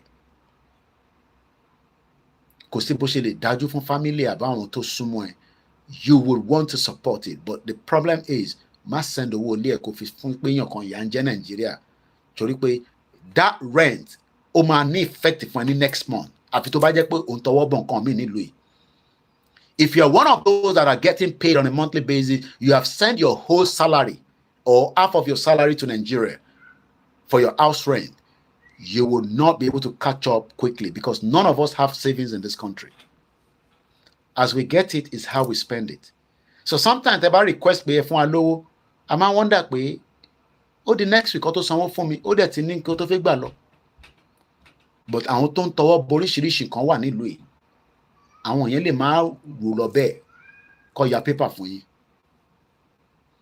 But Nino, the little Tawani, let's send these very strong currencies, don't pay pound sterling at the dollar, and the dollar, how soon it will go down, I don't know.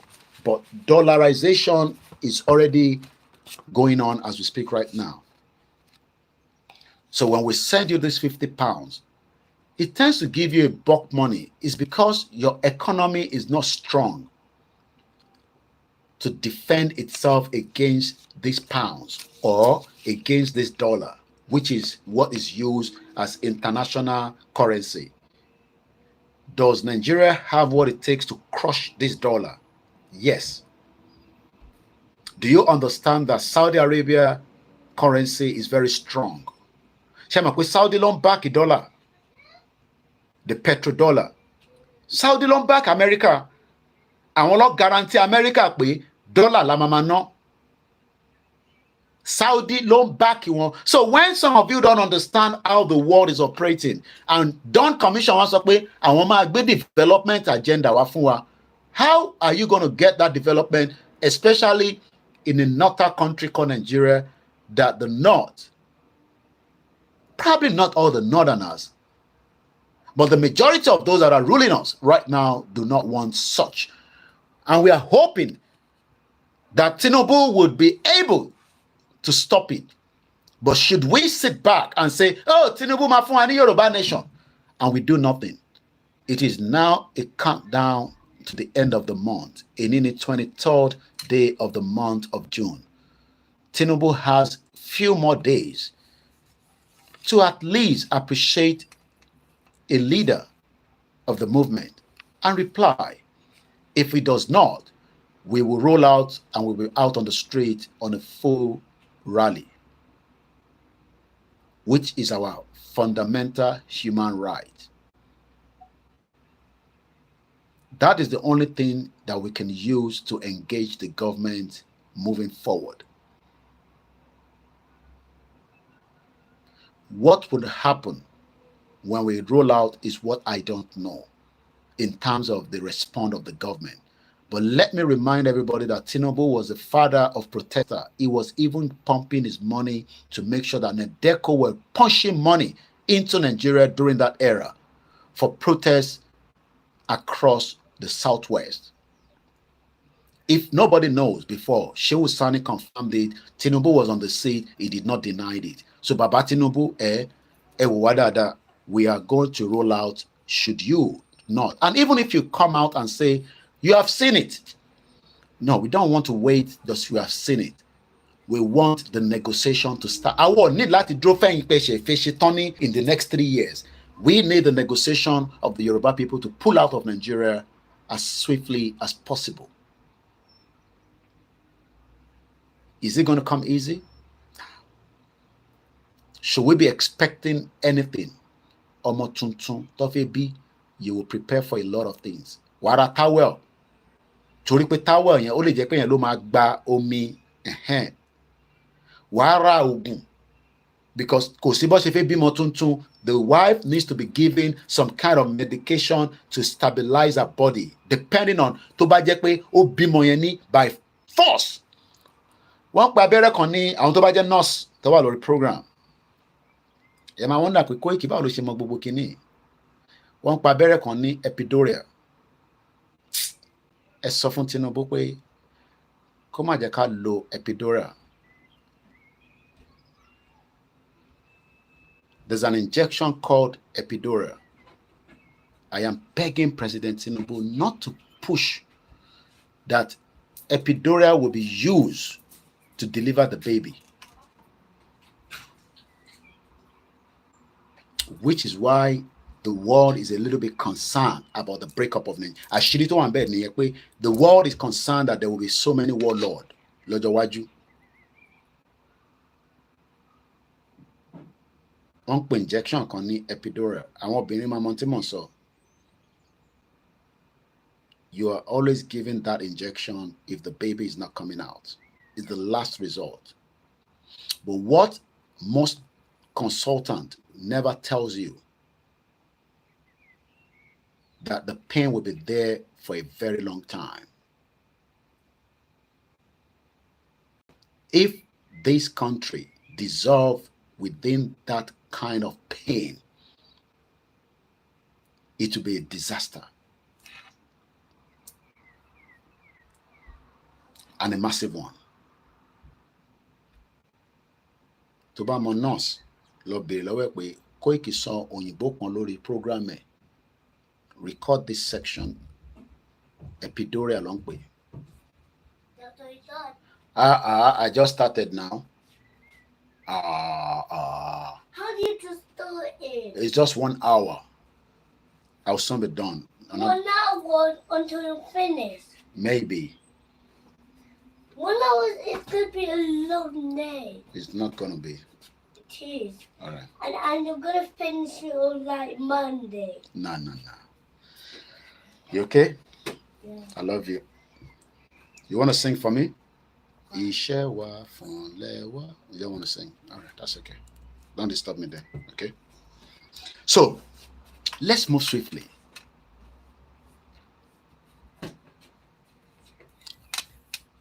We can see the trajectory of the way Nigeria is right now. For everybody is just living in denial. Moriya yẹn tó ń pariwo lánàá. Wọ́n ti gba kẹ̀kẹ́ wọn. Go and call your brother for me. Wọ́n ti gba kẹ̀kẹ́ wọn. Wọ́n ti ṣe kíní kan kíní. But ojoojúmọ́ ló ń gba kẹ̀kẹ́ àwọn èèyàn. Okay, Mr. Michael said, my wife had 2 babies through epidural injection. Àwọn ló lè mọ tí ìyàwó wọn go through nísìn.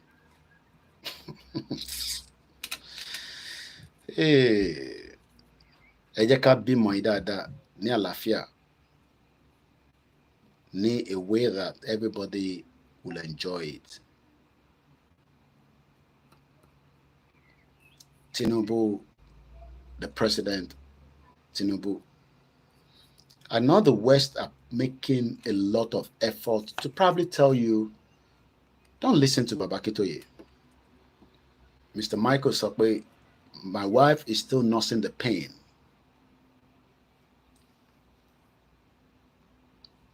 We don't need an epidural injection before the birth of a baby is born.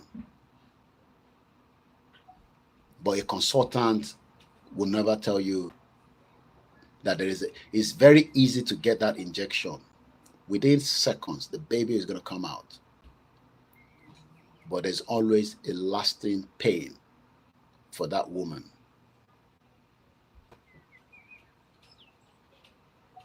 And that pain doesn't go away. I'm reduced, but at some point, they will always feel like, but again.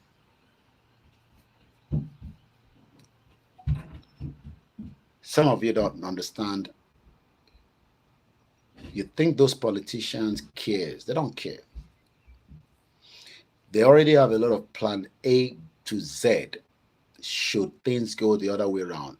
They would travel, they will run away, and they would leave us to all be killing each other, which we don't want. So that is the reason why you, me, must make as much effort to put pressure on President Tinubu and our politicians in the Southwest that we are failing, but we want to go out of Nigeria.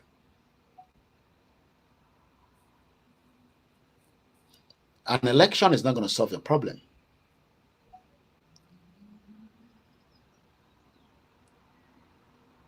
Election is not going to solve the problem. You're one of those that believe that every 4 years we should go into a kind of an election and elect our representatives and allow them to run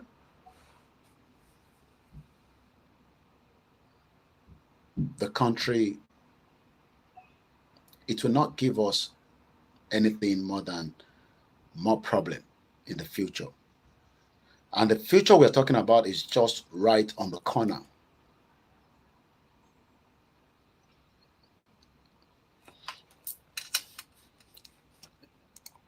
On the 12th of February, this article was produced on the Punch newspaper. Southwest needs more strategy to fight insecurity. Dawn Commission, Director General. You know that I've just talked about a brief of Dawn. But the reason why the strategy to fight insecurity in the Southwest is because we are still remaining in Nigeria. The day that we leave Nigeria, we will find a strategy and strategies, an agenda to protect the Southwest. We will still have pickpocket of this, that, but we would work with brains like you, like me,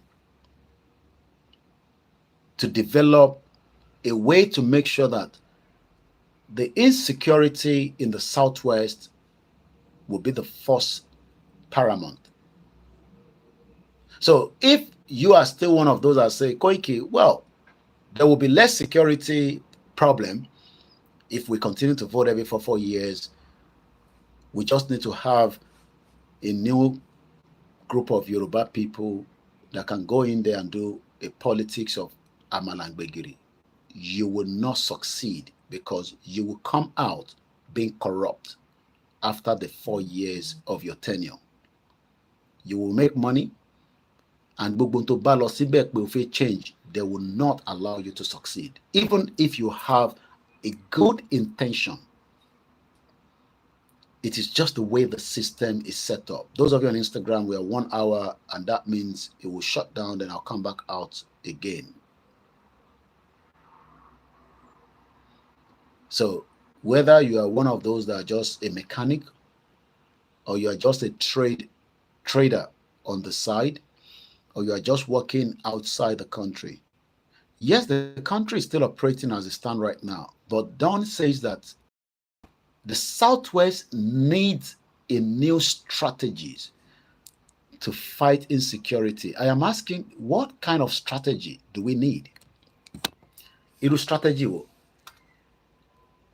to fight the insecurity. What level of strategy? Dino continued to tell you how stupid we are by producing his small video of how he's lavishing and living a life in Dubai with a Rolls Royce, his latest chick. I'm watching it right now. It's on his page. The same Rolls Royce that people are using for Kabu Kabu in some countries. The same Rolls Royce that can be used as you for whatever reason. But that is the way the system is. Do you blame him? No. We blame the system that allowed such to happen for a very long time. And this is the reason why that we are now saying that this system cannot continue like this. It needs to end. Don't allow any political analyst or any commentators in Nigeria, and especially the Europeans, to deceive us again that, oh, there is a future in Africa and that future is Nigeria. They are the evil that first destroyed the democracy that the Yoruba people were running before the 1914 amalgamation.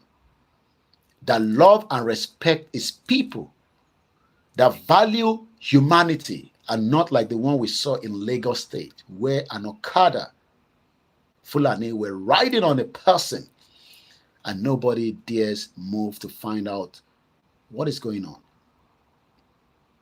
Just as you have been raped multiple times because of the economy that is not stable. Because hater or liker, Dr. Kemi Onuloyo, I learned a lot from her. She's very, very highly intelligent than most of you Gen Z. But you are putting the sentiment because she has issues with some of the artists. That is their problem. But just go and look at some of our write-ups, and you realize that people that have destroyed Nigeria, they're not allowed to. We have turned them to mini gods. She posted something yesterday that I'm gonna just read to you.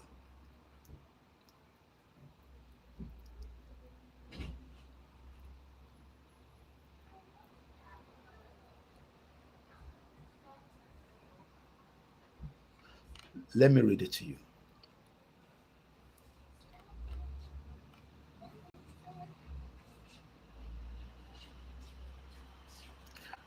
I just saw this one. She just posted this one 2 hours ago.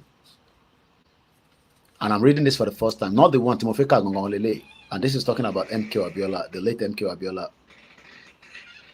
Chief MK Abiola is the only Nigerian citizen that entered America back and forth without a US visa. He worked at the ITT, a huge telecommunication company, which the military government accused him of being funded by the US government. The Nigerian government then branded him a spy, go and double-cross him in an ITT deal, helping to recover Nigeria's debt and never gave him shares. Fela also sang about him after some bad landline phones were shipped to Nigeria by Abiola, calling him international thief. My father told me his friend Abiola's biggest mistake was that he talked too much, which is something to learn, whatever you want to learn from there. But that is not what I wanted to actually give us.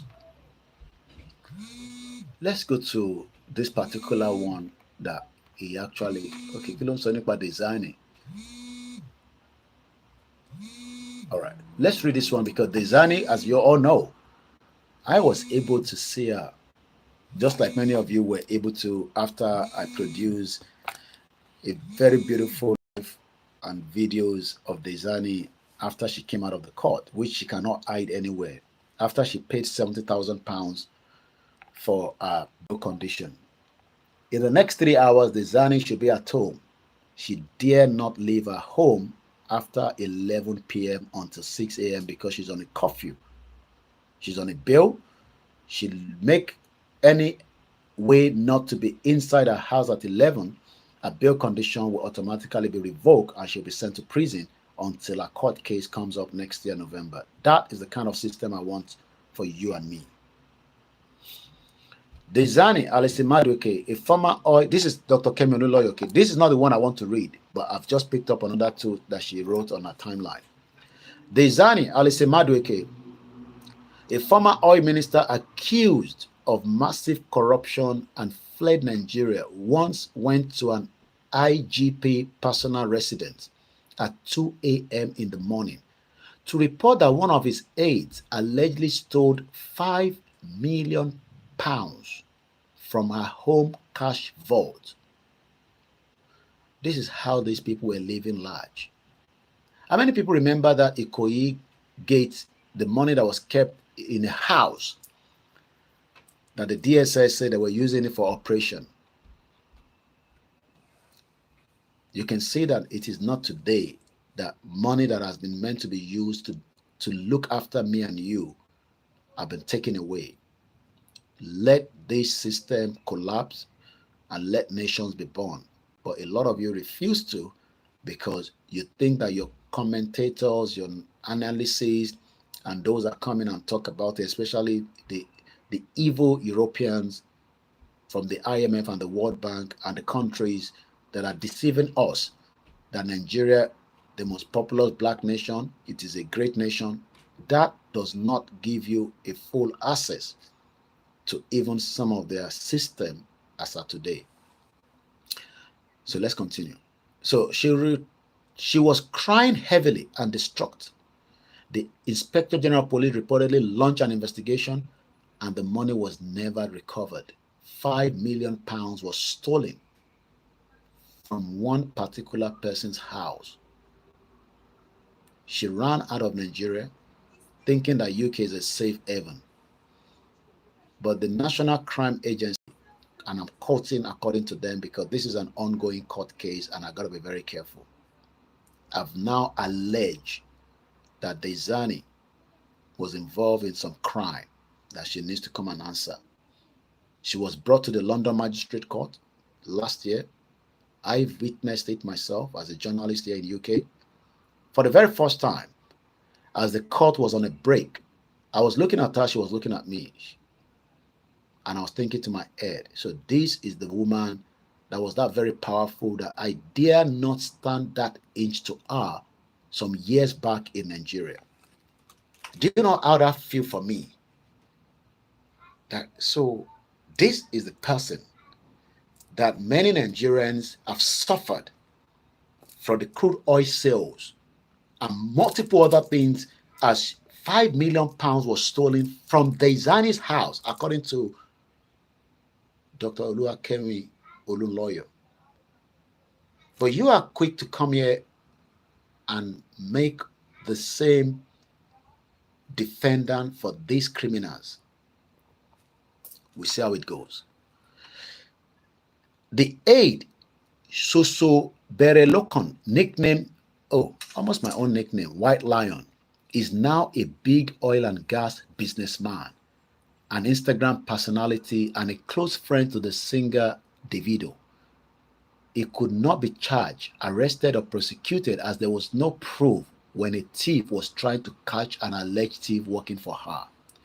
The U.S. Department of Justice recovered $53.1 million proceeds of illegal awarded contract involving Dezani and Kola Aluko. Remember that I visited the house Sheyi Tinubu brought in London at St. John's Wood for $12 million through the back end from Kola Aluko. But kila yomo Nigeria so for me, any otajele me, I don't want good things. Why should I be going in front of Sheyi Tinubu's house? He's a businessman, is this, is that. But yes, when you are running a monopoly system, you will be rich, just like your criminal Dangote and those that are running the operation in Nigeria today that doesn't give you access to become the same.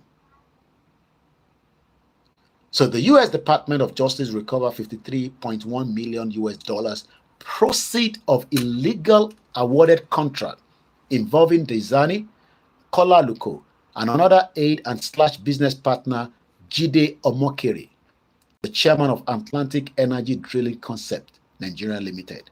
The amount of the stealing and looting Nigeria has experienced is phenomenal. Òyìnbó ńlá ló lò yẹn. And I can go and look at the English dictionary because Dr. Kemi Olunloyo is well read.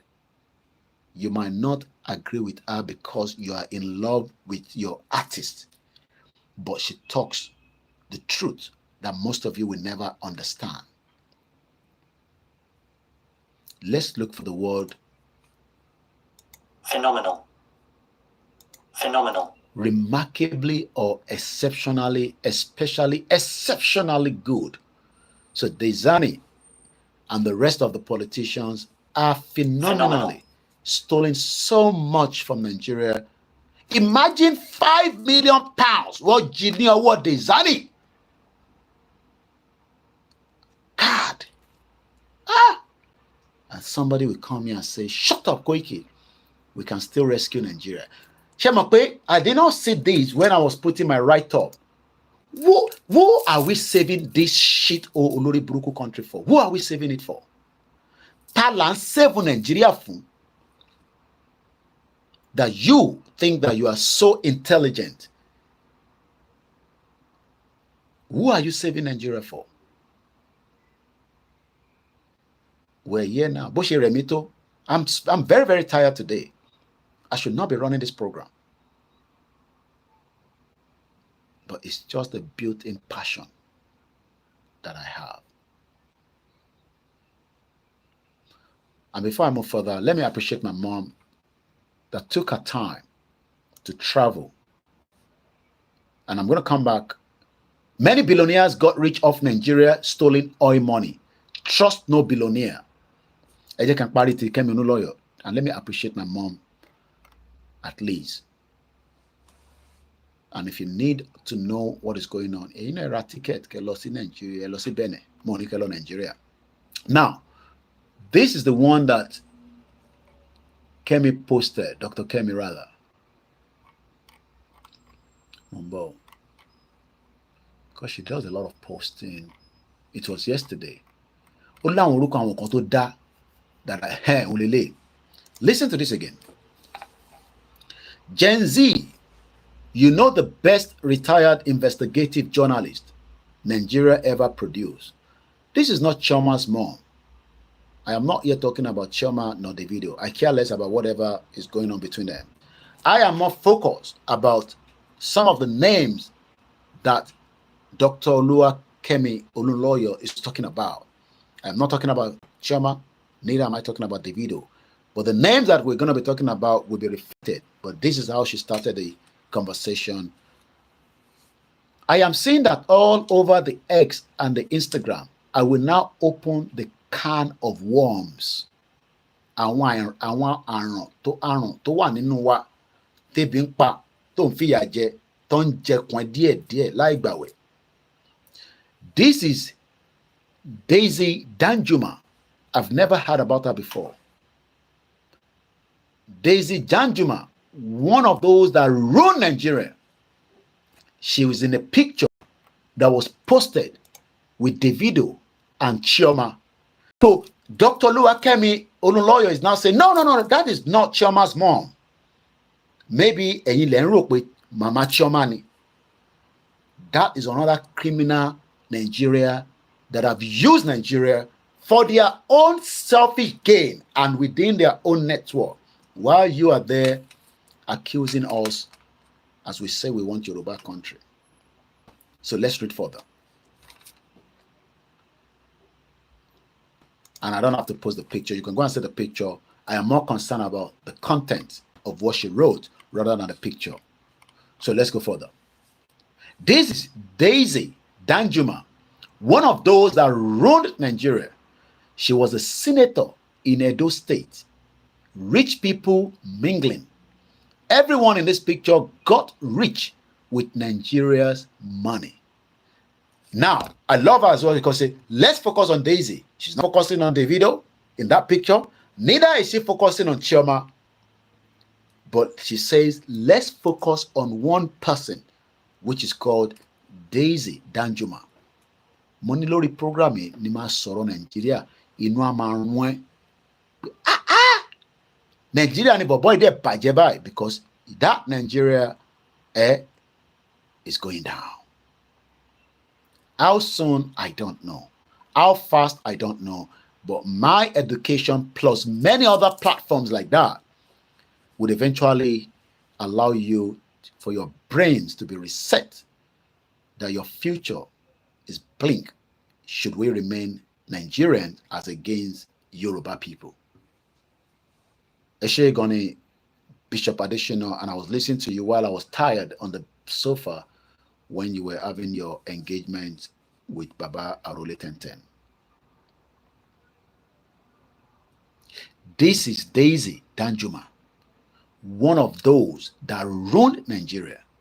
She was a senator in Edo State. Let me see if I can get a picture. Let's see if we can get a picture of her. Yes, I got a very nice picture of her, and I can use that as a background. These are criminals. That a lot of you, okay, what I'm going to do, I can see her with Sanwo-Olu. Okay, I can see her with our husband, Danjuma. And not the same Danjuma la man play. So I say only ni gbogbo won.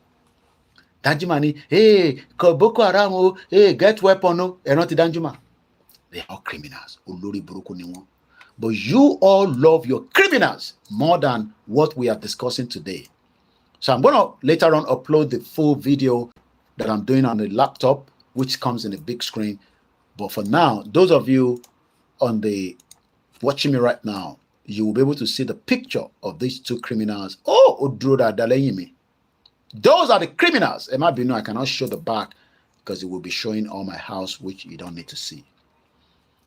Tebati Fuani's full studio. And my son is using my laptop for a while, so support. Media is not cheap. Media is a very, very big time investment. It's not about small money. It's not about 10,000, 20. No, we need somebody that says, Koiki, buy $10,000, 10,000 pounds. Lo ma lo, kewari intamashi. But it is what it is. But we're grateful for those of you that continue to dip your hands every now and then. Those of you that doesn't have, just pray for me. That's all you need to do. We come me. Gbogbo attack tó bá ń fi ránṣẹ́ sínú ilé kó tẹ̀ má dénú ilé kó má padà lọ bá wọn. Gbogbo tó bá ń gbélé wa lórí àtèmi àtàwọn ẹlẹgbẹ́ mi tá jọ ń ṣe ọ̀rọ̀ Yorùbá nation kó má dọ́dọ̀ wa. That's all you need to do. Àwọn tó bá wá ní ẹ̀tọ́wọ́ bá pò ẹ ràn wá lọ́wọ́. Sister mi Ellen pè mí. Ẹ má bínú pé mo digress there. Wọ́n ní Koiki, as we're preparing for the next phase of the movement, do we have flags? Do we have this money? Well, Awashini Kekere, just a small number of pieces that I kept somewhere, that's all. Since the Yadagburu today, this and that. So at the end of the day, yes. Can you go and call him for me? Go and call him, tell him to calm down. So Abraham is innocent. But eventually, whether you give us or not, the little I can do from the side, I am streaming on 1, 2, 3, 4, 5. I got 6 mobile phones, 2 laptops. That's 8 devices. So only my carry gbogbo Nigeria and Timon Shenibi back, but on filter. Dear. It don't on Shelon and our media as well on filter. So filter here, when we are coming out for rally, it is entirely up to you to join us or not. I need láti bẹ anybody. Tí Nigeria bá gbé pẹ̀lú gbogbo tá tin sọ bọ̀ yìí, jáde. Tàbí má jáde. Tó bá wá feel pé nǹkan sọ yẹn ó make sense. Tá bá ti jáde fún rally, ẹ̀yin náà fọwọ́ kún wa. Dàlúrú à ń béèrè ẹ̀tọ́ wa ni. Tinubu gan bàbá àwọn protester ni. So, I've given you the picture. What bẹ́ẹ̀ now? Kilo Mafe, can you make it for him? And can you call your mom and find out what Mbolowa?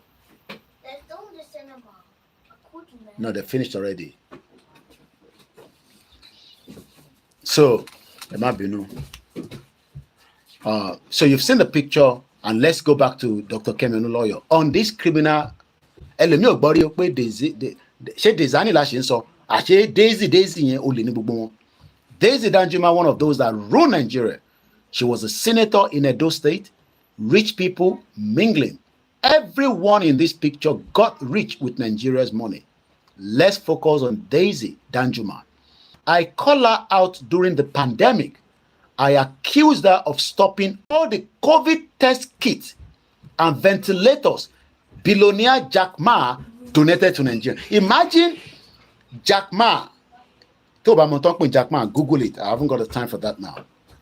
I don't complain about anything. I gotta have to go and sort them out because it won't stress me out. Jack Ma donated COVID kit at the ventilator. Wọ́n ní kò ní dẹ̀ fáwọn mẹ̀kúnnù, ẹ̀yin mẹ̀kúnnù ó ń pẹ́kẹ́ tó kú dànù, èmi kọ́ mo sọ bẹ́ẹ̀. Daisy Danjuma ó hijack gbogbo ẹ̀, wọ́n pin mọ́ra wọn lọ́wọ́. I've read it before, so I'm just doing a bit of analysis around it. So, she clapped on them at the port. Nínú port ló ti gbà mọ́ wọn lọ́wọ́. Because she wanted the monopoly of contract to go to her company. Ó ní kí n shut up nígbà tí mo lọ sọ́dọ̀ Ṣèyí Tinubu ilé tó rà lọ́wọ́ Àlùkò $12 million. Wọ́n ti lé yẹn pa bí ṣe ń bá yín sọ̀rọ̀ báyìí nísìnyí kò sẹ́yẹ tó ń gbé níbẹ̀. Ní London níbí báyìí. Ní London táwọn ọmọ Yorùbá ń jìyà lọ́wọ́ bí ṣe ń bá yín sọ̀rọ̀. Wọ́n ti lé £12 million. Wọ́n ti pa. But nígbà tí mo sọ nínú Instagram ìyẹn tẹ̀ ló pọ̀ jù wọ́n kọ́mẹ́ǹtì pa síbẹ̀. Ó dé stage kan ìyá mi kan pè mí ó náà pa wà lórí ètò. Wọ́n ní Koiki àwọn kan lè sọ fún ẹ pé kò jáwọ́ ni ṣorí bọ́ ṣe ń bú ẹ àwọn tẹ́ ń jà fún nìyẹn ṣorí bọ́ ṣe ń àtàkẹ́ wọ́n bú ṣe gèsì mi lára. The word monopoly tẹ́ bá mọ mí nìyẹn ẹni tó bá ń lo monopoly ó máa wà ahead of the game ó máa outshine gbogbo tí àwọn tó kù bá jọ ń ṣe because ìyẹn ló ṣe ń pè ní monopoly. And that is the same word tí Dr. Kemi lò níbí báyìí pé wọ́n donate kit COVID kit fún àwọn tí ó máa lò nígbà COVID gbogbo COVID tá à ń sọ 3 years ago wọ́n wá ní ìyàwó Danjuma T.Y. Danjuma tó ń pè ní Daisy Danjuma ó dẹ̀ gbé ẹsẹ̀ lé gbogbo ẹ̀ ṣẹ́mọ̀dí àṣé ó ní company tó ń ta oògùn bí àwọn pharmacies nǹkan kan ẹ gbọ́ nísìn. I pity a lot of you. How are you? Let's continue. She clamped on them at the port because she wanted the monopoly of contract to go to her company. Daisy was the chairman of May and Baker Company, who make pharmaceuticals, medical items, and beverages. Her husband is a military general who killed all the coup plotters in Nigeria, and he was the former chairman of May and Baker, got old and handed over to her wife, Daisy. The former chairman is known as General Theophilus Danjuma. He also killed my uncle when I was 2 years old in 1966. So, Sheripe, we have been in perpetuous wow. What is suppress you? What is subjugate you? But ẹ̀yin tẹ́ ń fún wọn ní support tẹ̀sí support wọn Nàìjíríà ẹ̀yin lẹ́sìn ń jẹ́ kó máa breed níjọ́ tí gbogbo wa bá ti yọ tá bá ti yọ ventilator tí Nàìjíríà fi ń breed tá bá ti yọ kúrò ó máa wálẹ̀ but bá ṣe ń pariwo pé Yorùbá nation ṣé àwọn tó ń jalè yìí àwọn olè yìí ṣe lẹ́yìn kan tó ń fàtẹ́gùn sí pé kó lè máa exist ẹ̀yin lẹ́ ń fàtẹ́gùn sí ọ̀rọ̀ 1966 la tún padà sí Theophilus Danjuma ẹ̀kọ́ àtàrọ̀ Theophilus Danjuma dẹ̀ ló ń sọ fún wa pé wọ́n ti pa gbogbo èèyàn ní plateau ẹ lọ gbé bọ́n ẹ protect ara yín àṣẹ olè lòun náà. Always once a general is a general they are all criminals but nítorí pé ẹ̀yin kankan ní network sí wọn ṣe rò pé àwọn náà ni mo mọyàn tó mọ Ọbásanjọ́ èmi ò ní nọ́mbà wọn direct but tí bá fẹ́ bá bàbá sọ̀rọ̀ nísìn tó ń ṣe tẹnu wà láìtàlá ìsímọ́bílá ìlàzíláhùà ẹ̀gbọ́n yẹn wà ní Nàìjíríà tí bá pè wọ́n nísìn pé mo fẹ́ bá bàbá sọ̀rọ̀ wá connect mi pẹ̀lú wọn lórí call ó mọ bàbá bíi délé nígbà tán ní Nàìjíríà àtẹ̀tí bẹ̀rẹ̀ Yorùbá nation mo wà lé nígbà yẹn àwọn ní bàbá travel wọ́n ṣàmú ọmọ tó ṣẹlẹ̀ àwọn èmi wà ní Kẹjà all the report ti padà sí London he was driving past he saw me he pull over ó ti padà lọ London kí ló ṣe ń ṣe Nàìjíríà wọ́n ọmọ ó yẹ kó ti padà lọ sí London bí mo ṣe ń gbádùn ayé mi ní Nàìjíríà wá tẹ̀lé wọn délé called Obasanjo right on my phone on his phone rather but what we are trying to say is that the whole Nigeria military bàbá olè ni wọ́n supported by the West torí pé owó tó ń jí yẹn kò ń ṣe inú Nàìjíríà ló ń kó sí ọ̀dọ̀ tí wọ́n ló ń kó sí somebody like Bagudu olórí burúkú òun ni budget the minister for budget and planning lábẹ́ ìjọba Tinubu lọ́wọ́lọ́wọ́ nísìn òun ló bá Abacha kó gbogbo owó jáde kúrò nínú Nàìjíríà Bagudu Atiku not Atiku Abubakar o Bagudu Atiku the minister for budget and planning ní present administration so when some of you sit here and come and attack us mo máa wonder pé ṣé ẹ normal because tẹ́ bá yẹ pé èèyàn tó normal ni gbogbo tá à ń sọ yìí evidence wà níbẹ̀ èmi rí Dezani George sọ fún Dezani pé £35,000 tó fẹ́ kó sílẹ̀ ó kéré ìwọ́kẹ̀ 35,000 ẹ mọ́lé tó ń gbé nílùú yìí wọ́n nílé tó ń gbé òkè bí òkè lòun wà ní ìyẹ́ ẹ̀ wà nísàlẹ̀ I can't remember the figure tí bá pe bọ̀bọ̀ yẹn máa yẹn ìyẹn mọ ọkọ tí Dezani fẹ́ tó fẹ́ lọ́jọ́ àárọ̀ ẹ̀ wọ́n ní tí Dezani bá ń lọ sí ìlú ẹ̀ níjọ́ náà lọ́hùn helicopter tó máa gbé débẹ̀ ó máa wà station ó máa lọ́jọ́ méjì ní ẹjọ́ mẹ́ta ní helicopter yẹn ò gbọ́dọ̀ gbéra tó máa fi padà sí Abuja Dezani yẹn lèmi wá rí ní court ó wò mí mò ń wò ó wò mí mò ń wò kò sí nǹkan tó lè fi mí ṣe ó dẹ̀ mọ̀ pé Nàìjíríà lélẹ̀ máa lọ dúró dè wọ́n níta and that is exactly what I did ó jáde báyìí security ẹ̀ tó bí àwọn security jàgbàlagbà àwọn ìyẹn ó sọ fún pé no just leave him wọ bíbà bẹ́ẹ̀ dà kó fọwọ́ kàn mí ìyẹn ní ó ti tó kí ní mo ń kọ́lọ̀ fún gbogbo ẹlẹ́mìí gúngùn àjọ máa witness court case yẹn ní November àti tí kékeré máa dùn mọ́lé bẹ́ẹ̀ ni am I happy that he's in prison yes I'm happy torí olórí burúkú ni gbogbo wọn ó fẹ́ yọ kidney oní kidney ó fẹ́ gbé fọ́mọ tiẹ̀ ẹ mọye kidney tó ti yọ dànù àwa sọ pé ó kú síbẹ̀ yẹn o wọ́n ti yọ òdòdó ọ̀rẹ́ rẹ o wọ́n ti yọ kidney dànù continue to support all these criminals ẹ jẹ́ ká padà sọ́dọ̀ Atiku tá à ń kà lọ yìí jẹ́rìí pé nǹkan kan gbé wa débì kan ni meeting tó yẹ kí n attend gan I couldn't go anymore but màá gba update lọ́wọ́ àwọn ti US ìlànà àwa máa jókòó 2 hours màá sọ̀rọ̀ báyìí mọ̀ tí mo sọ ni mo lẹ́ sọ yẹn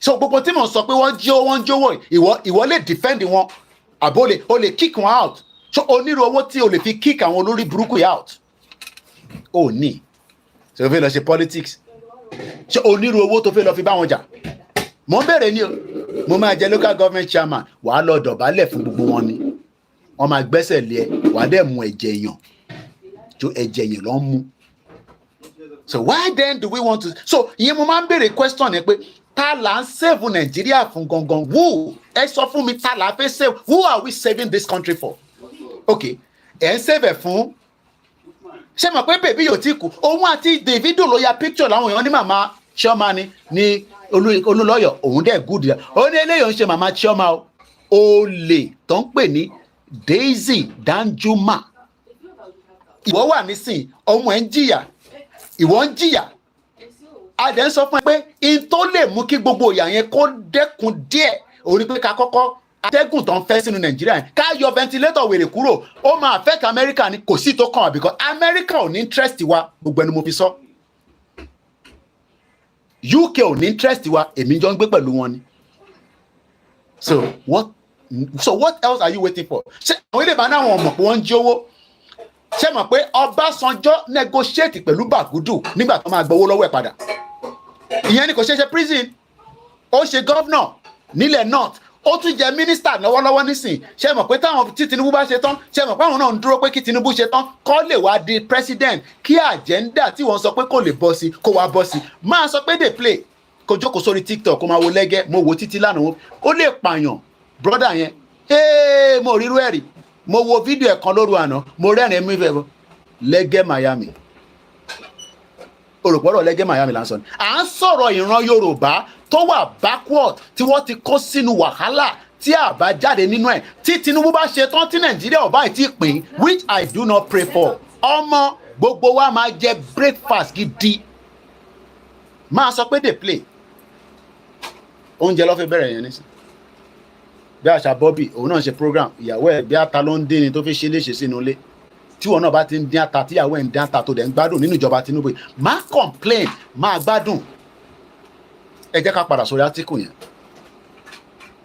ààrẹ ni fún wa náírà kọ̀tà bá ti rí náírà àti rí notification ẹni fún wa náírà àbí kò wọ́tẹ̀ ní táwọn sọ látàrọ̀ wọ́tẹ̀ àbí nígbà táwọn ọ̀rọ̀ owó jí ẹ̀dẹ̀ fún wa lówó ẹ fún wa lówó ẹ fún wa lówó àrà ẹ fún wa lówó ẹran kí ló dé ẹ ń bá wa jà ní gbogbo orí ètò ká má sọ pé Koiki ya 100,000 nìyẹn mo ti jù sákàǹtẹ̀ kò fi ṣe weekend fáwọn ọmọ ẹ kí wọn náà dẹ support àwọn family nílé àbẹ́ àwọn pé mo ní family nílé mo ní family nílé mo ní family tó tóbi ní mi let's go back again. à ń sọ̀rọ̀ nípa Daisy Danjuma ìyàwó Theophilus Danjuma tí sista Olúwakẹ́mi Olúlọ́yọ̀ ní òun ló pa ọ̀nkú òun Dékúnlé Fájuyì nígbà Western Region Administrator. ẹ jẹ́ ká kà bẹ́ẹ̀.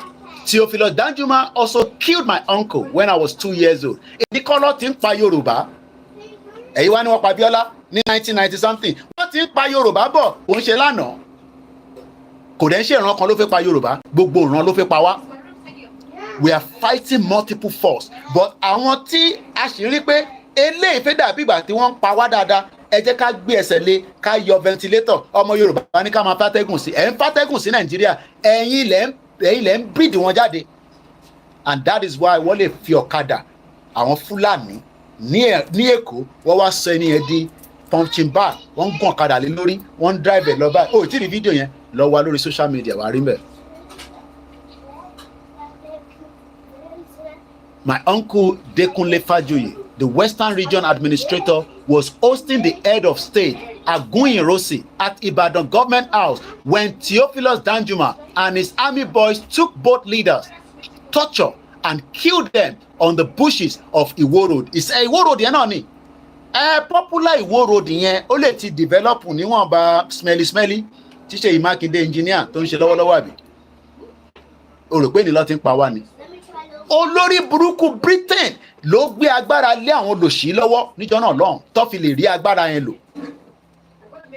Koiki a máa lọ selection a máa defeat wọn ní àwọn olófẹ́ defeat àwọn olófẹ́ defeat how ọ̀nà olófẹ́ gbà defeat wọn ṣé wọ́n tó tẹ̀ tí jẹun kánú olófẹ́ defeat wọn ṣé wọ́n tó tí jẹun kánú ló fẹ́ lọ defeat wọn how ọ̀nà olófẹ́ gbà mọ́ ń bí ẹni o ọmọ ẹ̀kẹ́ mi ò kàwé bí àṣà Yorùbá wuyì I no go school.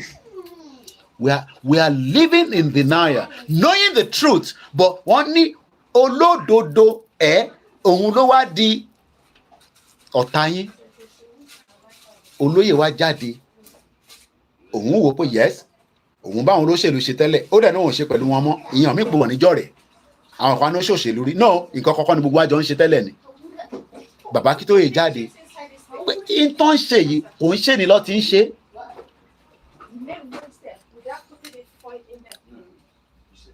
It was Theophilus Danjuma that killed Dékúnlé Fájuyì and the head of state. They took them to the bush on Iwo Road. Danjuma then radio Olórí Burúkú Yakubu Gowon kò ní kú síbi dáṣọ ẹ wà. You can see that we have been. Do you know that Yakubu Gowon ló ń gbé Bible kiri nísìn? He's moving around with Bible looking for peace. Our Nigeria now, history is a good thing. And they took away that history.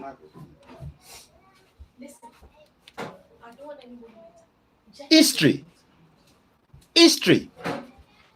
That is the reason why they remove history from the school curriculum. Because imagine if we have known all these, we probably would have àti lagimọ́ Nàìjíríà lórí tipẹ́. Let me read that part again.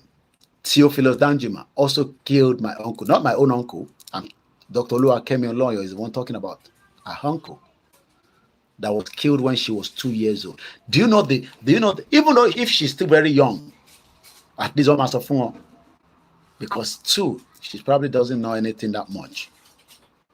But her father, do you know Oloyo families? The father is very brilliant in mathematics. The former governor, I think during that time as well, whatever. Theophilus Danjuma also killed my uncle when I was 2 years old in 1966. That 1966 is when they were preparing for the war that British invaded the Biafra land. This time around, blood will be for blood because the Biafra onigba. Biafra wants to go home. They don't care whether if Nigeria scatter, concern them. I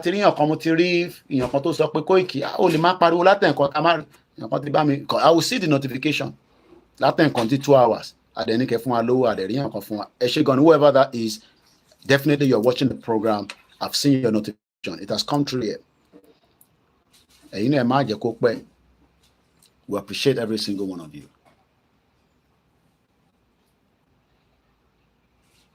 Collie Bright Raja says, Sikiru Adewale, yes, you are right, Koiki. This is not how Obafemi wanted it. No, I hope you are feeling the energy. You imagine what was happening from 1966. Do you know what has happened? This was 6 years after independence because the British kept the North to control the military. And will not control military. So when you control the military, then you will use the military the way you want it. You will use it the way you want it. Because we knew that the British rigged the election in 1959. We didn't know before, but we knew later that they rigged the election to favor the North against the Southwest and the Southeast and the other indigenous people after they've done their fraudulent amalgamation. So you can see that we have been marginalized as Yoruba people, but our Yoruba not actually keep Nigeria. We have to say the truth. It is the Yoruba people that is still holding on to Nigeria. Because anywhere you go, but because Taba push it by. Hey, Koiki, no. Let's push like this. No, you are Libra. You are Aniki Bokuwaka come together, one uniform, and remove the oxygen that is making Nigeria to breathe. Remove it. If it's gonna be painful, so be it. I should go near 2,000. And for me 2,000 here. Thank you so much. If I have 100 people giving me 2,000, I'll be able to do more things. Flyer, I'll be able. Our new website is out. It's called Koikimedia International News. Just pay a visit to it. Some of you have been seeing the link. If you have seen the link,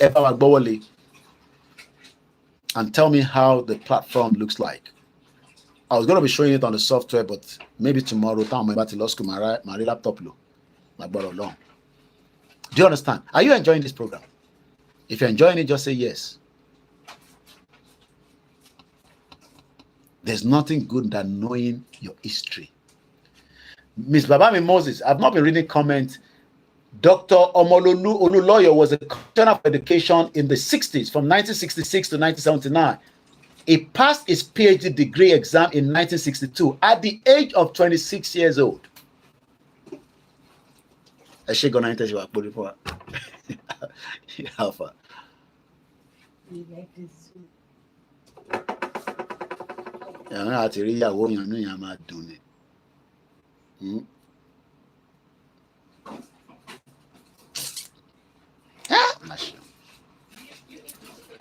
Britain ti kó wa ní mugun. Wallahi, tallahi sima billahi la ilaha huwa. Britain ti gbé wa ní mugun. Ẹ jẹ́ ká kà tán délẹ̀. Ó ti gbé wa ní mugun. Ẹ ṣé gan ni ogun ẹ sọ pé yes, that means question wà lórí ètò pẹ̀lú mi. Thank you so much, those of you on the Twitter space. You're so many of you. Please share it and let people know the history of that shit country that some of you wants to save. So then, after they were tortured and killed at Iwo Road, Danjuma now radio Yakubu Gowon, the same Yakubu Gowon, that criminal, Yakubu Gowon, to tell him that the job is done. Yakubu Gowon will probably then phone Britain and say, the job is done. That is how they were operating. Then simple rhymes of, wow, PhD at 26. Yoruba, Olódùmarè fún wa ní money. Ẹni tó kàwé, tó ń tàbí tó ń ṣe business, ó yẹ kó ti prosper. But ìtorí bí nǹkan ṣe rí nípìnlẹ̀ ṣe progress. 26, yes. Imagine somebody attaining PhD at the age of 26. That is Kemi Olúlọ́yọ̀'s father. Brilliant in mathematics. Easy. Ti dá mi lóhùn. Ẹ ṣé gan ni. Mo rí Kúnlé Bakers. If you want to give us a super chat, you can only do it from the backup channel of the YouTube. Koikimedia, we don't have any monetization on that. Let's continue. T.Y. Theophilus Danjuma. Because if I say T.Y., some of you don't know it. Theophilus T.Y. Danjuma. He now Mokin Agbeloba about Timothy. Our radio, Yakubu Gowon, job is done. Yakubu Gowon will probably phone Britain and say, job is completed. Because that is the way they were operating. Then Gowon then became the head of state. Gowon then pushed the war with the support of the British. Do you understand what I'm saying now? You can see that trying to remain Nigeria is a death trap. Gowon then became the head of state. Nigeria has always been in a Milocom mode from independence. And he said, Dr. Oluwakemi Olúlọ́yọ̀, regardless of how you disagree with her views, she's highly intelligent. Only Nigeria has always been in a Milocom mode from independence. T.Y. Danjuma killed Colonel Dimka during the Murtala Muhammad assassination. Like the next day, he was the defense minister of Nigeria from 1999 to 2000. We now went and bring the same criminal, Obasanjo to Walogbe, T.Y. Danjuma wa, ẹni tó ti ṣàǹbá, because they are all the same cartel. And that is exactly what Showore was saying in the podcast he had with Seun Okinbaloye. You can see that the whole structure of Nigeria, all of them now are in their old age. Yakubu Gowon kò ní lè jẹran mọ́ nísìn. Bí ẹja tó máa jẹ gan wọ́n máa lọ bí pẹ̀lú blender á máa dàbí omi ni, kò ní lè jẹ kò sẹ́yìn mọ́. Babangida kò ní dìde lórí wheelchair yẹn, ẹsẹ̀ yẹn máa paralyze títí tó máa fi jáde láyé ni.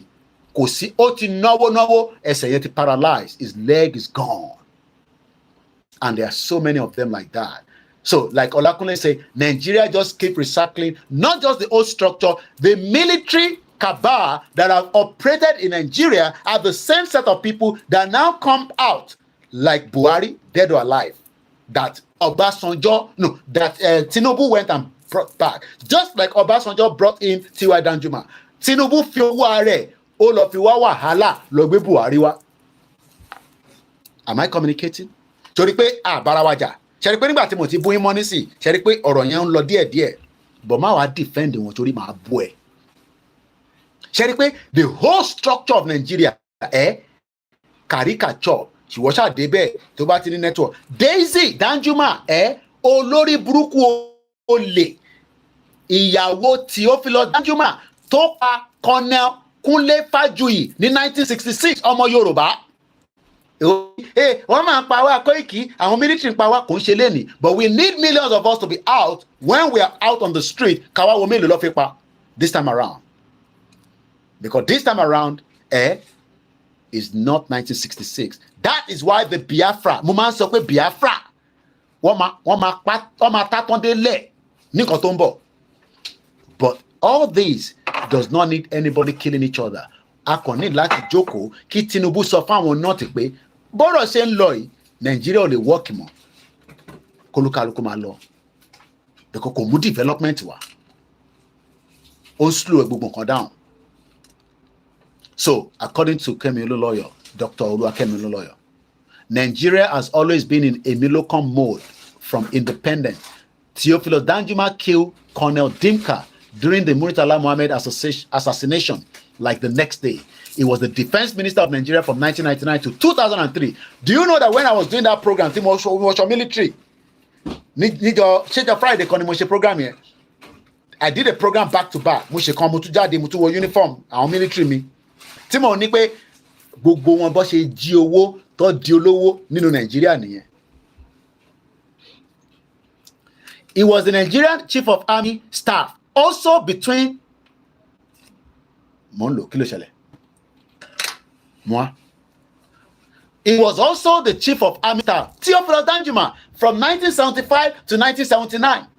I was a journalist who exclusively reported to Nigerians that Theophilus Danjuma was detained in a plane arriving in Abuja by the DSS on the orders of Buhari, dead or alive, after he spoke at a graduation where he told the audience on a live TV that the army and the police were responsible for the killing Nigerians and everyone should harm themselves. That video is still very popular, but he is also another one-time criminal.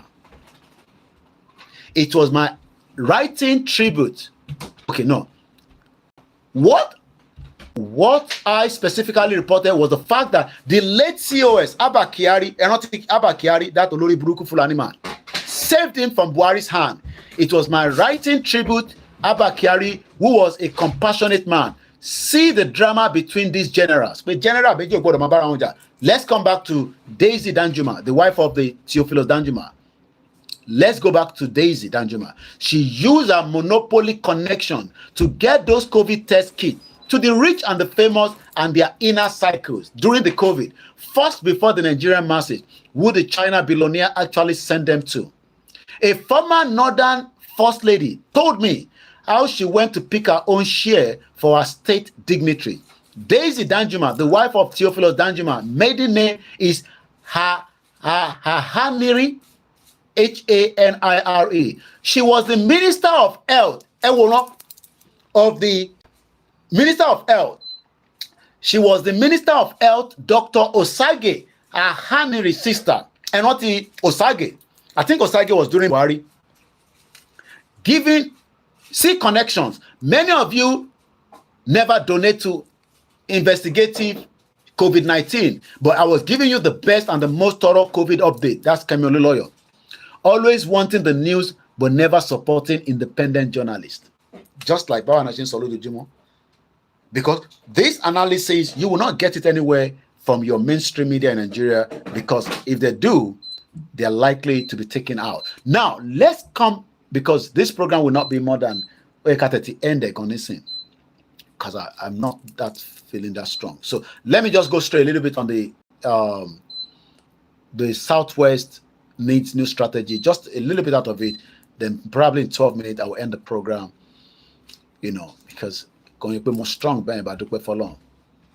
In this interview, the Director General of the Development Agenda for Western Region Commission, Sheye Oyeleye, tells Adiola Adegbite the causes of the current insecurity in the Southwest. What are the new things the Dawn Commission wants to bring to the table this year? Well, as you quite know, at Dawn, we work assiduously for the development of the Southwest region. All we do is Southwest development, nothing else. In 2019, 5 years ago, we conceptualized the ideal of the Western Nigeria, a security network that we now call Amotekun. And by the grace of God, in the last 5 years, no one has come around to say something else.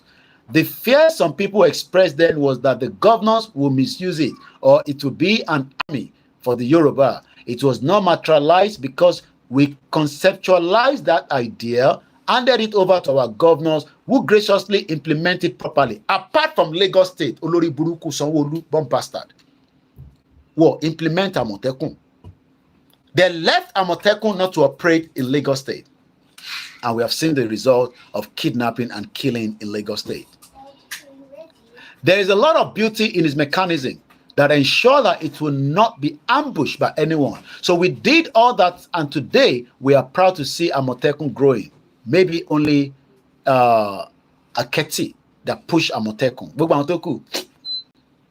Yes, there might be itches there and there, but of course that is expected of a toddler that is growing. But apart from that, by large, it has been a success story with Amotekun, particularly in the state that have adopted it. Lagos does not have Amotekun at the moment. We know for some reasons, particularly because they have the Lagos name. Not defending one, but I'm being nonsense. What do you mean they have the Lagos neighborhood? So if they have Amotekun and the neighborhood watch, what do you mean? Do you understand what I mean? Okay, I'll comment Lori Kini follow it. He also refused to leave because he said the Northern Army will not take order from him. I've missed some of the comments there.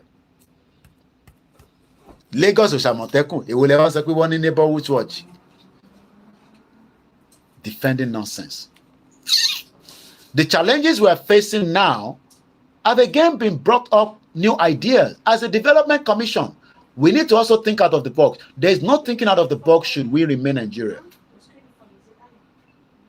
Eshigoni, Mr. Salisu Babatunde, I will appreciate many of you now because I got to go now.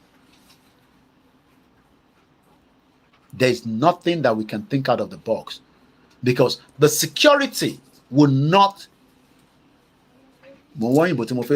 propel very well if we remain in Nigeria.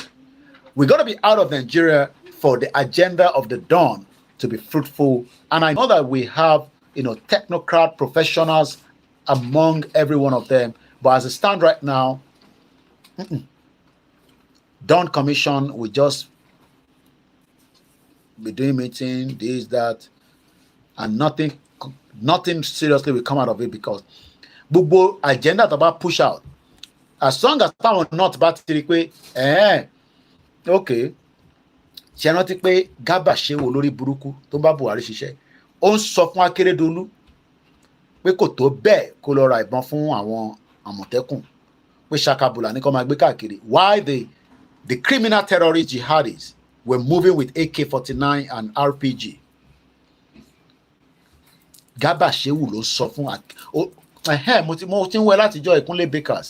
Ààrẹ owó látọ̀dọ̀ láti tọjọ́ mẹ́ta. Thank you so much, my brother. Kò ní tán níbẹ̀ fún brother mi. Garba Shehu ó ń pàrokò láti Abuja fún. That is why I'm looking at Tinubu. Sometimes I wonder pé ṣé Tinubu ni president ṣá? Are we sure that President Tinubu is the president? Because àwọn àṣẹ kan wà tèmi ti expect pé kó máa pa kó yẹ ká máa rí impacted bó tó fi fọgbọ́n ṣe àbí. Nàìjíríà ò ní ìpè kó fọgbọ́n ṣe bọ̀ mo mọ̀ pé àwọn West ló ń sọ fún Tinubu pé kó slow down. Even if he has any intention, don't trust anyone of the Western world. And evidence have shown, ṣé Patrick Lumumba tó pa la fi máa sọ̀rọ̀ ẹni.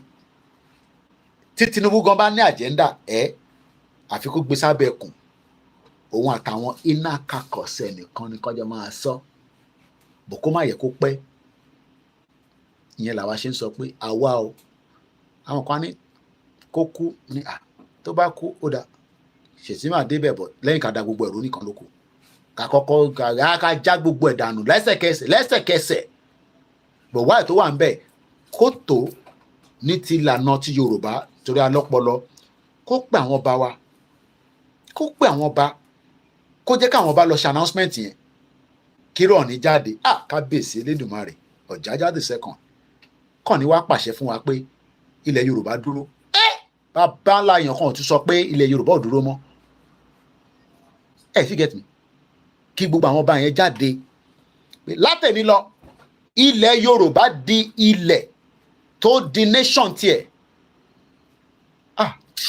Power àwọn ọba pọ̀. Àdúpẹ́ lọ́wọ́ àwọn ọba wa. Get nǹkan tí mo sọ. Kí Tinubu kọ̀ lọ whisper sí Ọọ̀ni létí Àkárìgbò. Gbogbo wọn àwọn ọba yẹn mọ̀ nípa Olúwo torí àwọn tó ń ṣe yẹn kó lọ whisper sí gbogbo àwọn ọba yẹn tó bá dijọba ẹ̀yẹn kọ ẹ pé kéré o ilẹ̀ Yorùbá dúró látẹ̀ní lọ ó di ìlú gbogbo in tó ń jẹ́ Nàìjíríà ó expire látẹ̀ní lọ.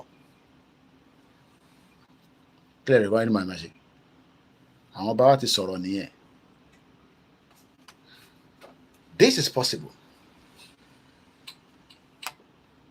Orí akọ máa ta gbogbo àwọn West ni. In tí kò wáyé wọ̀ ni pé ṣé o mọ̀ pé wọ́n lè lọ di commissioner wa àbí ambassador wa nílùú kan. Ẹ rò pé ok mélòó lèmi fẹ́ jẹ́ ń bẹ̀. Ó dà tó bá fẹ́ mi ní position ìwọ náà kọ́ ṣòro pé ó lè gba position. Àbí ẹ̀kọ́ ẹlòmíì rò pé àwa nìkan la máa jọ jẹ kínní gbogbo wa la jọ ní.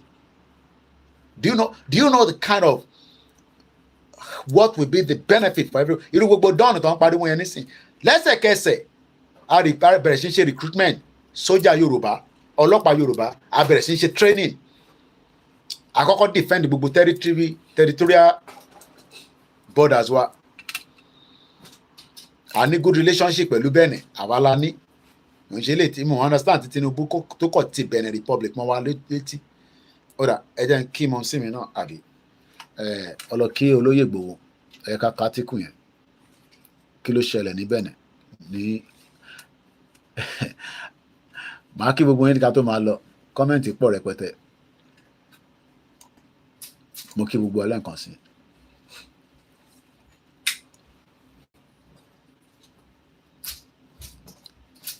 lot of comment ẹ jẹ́ ká lọ sí tẹ́ẹ̀bà mọ wẹ́bsáìtì yẹn lẹ́ǹkan sí www.koikimediainternationalnews.com.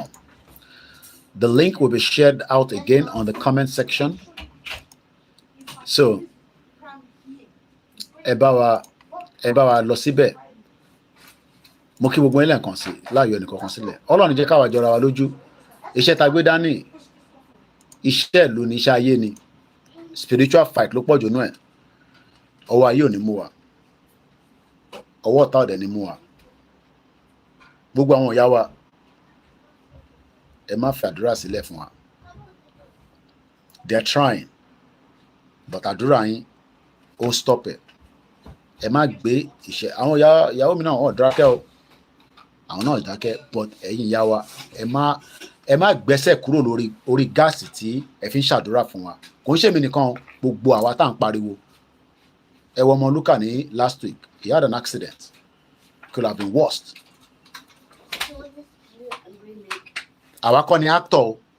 Àwa kọ́ jẹ́ agbẹnusọ fún ẹ̀yin ọmọ Yorùbá. Actor gangan olóyè adẹ̀gbọ́dọ̀ shielded from all the criminals. So ẹ jẹ́ ká lọ ka article tó jáde láti Koikimedia nípa ìrìn àjò tí Mọ̀mísìmí àtàwọn ọ̀rẹ́ wọn tó lọ kí olóyè Ìgbòho ní ìlú Benin Republic. If you have not seen that article, I will tell you now what transpired. So ẹ lọ sórí website ẹ ká lọ wo báwo ló ṣe rí ṣó wà okay ṣé à ń gbìyànjú. We need a lot of work. I need laptop. We need things. We need a lot of things, but àwọn máa ń dàbí pé èèyàn kàn ń sọ̀rọ̀ pé we need a lot of things. Media is 24 hours. I have a strong team, but if they're not well equipped, kí n bọ́ ní article yẹn wà gan-an àti wàá tètè rí báyìí. Tí wà lórí blog wa. Mo kí gbogbo alẹ́ kan sí ní méjì mẹ́ta lọ́mọdé lágbàlagbà láì yọ ẹnì kankan sílẹ̀. Gbogbo yín pátá ni mo sọ pé gbogbo àkúrọ̀jú ti ọ̀rọ̀ Nàìjíríà. Ẹ wá bá wa dáwó sínú 10 ọ̀ràn míyàn. Ó wà straightforward 10. Ẹ jẹ́ ká lọ sí wẹ́bsáìtì ysdm.org. Gbogbo ẹ̀yin tẹ́ tí ń ṣe ẹ má gbàgbé every month ni o. Kò ń ṣe pé after mi ti rí article yẹn. So màá share link article yẹn náà fún àǹfààní ẹ̀yin tí ẹ bá fẹ́ lọ kà lọ́dọ̀ ara yín náà. So article yẹn delay. So that is the article that was released. Akí olóyè Ìgbòho àti rán lórí platform wa àti rán Mọ̀mísí wa lọ sí Benin. Ẹ jẹ́ ń yọ picture ẹ jẹ́ gbé picture lórí Sìkáyọ̀ ti díwà Danjumọ̀ lórí burúkú kúrò lẹ́yìn ìjàre. Tẹ̀tí gbàgbé síbẹ̀. Ẹ jẹ́ ká lọ gbé picture olóyè Ìgbòho wa.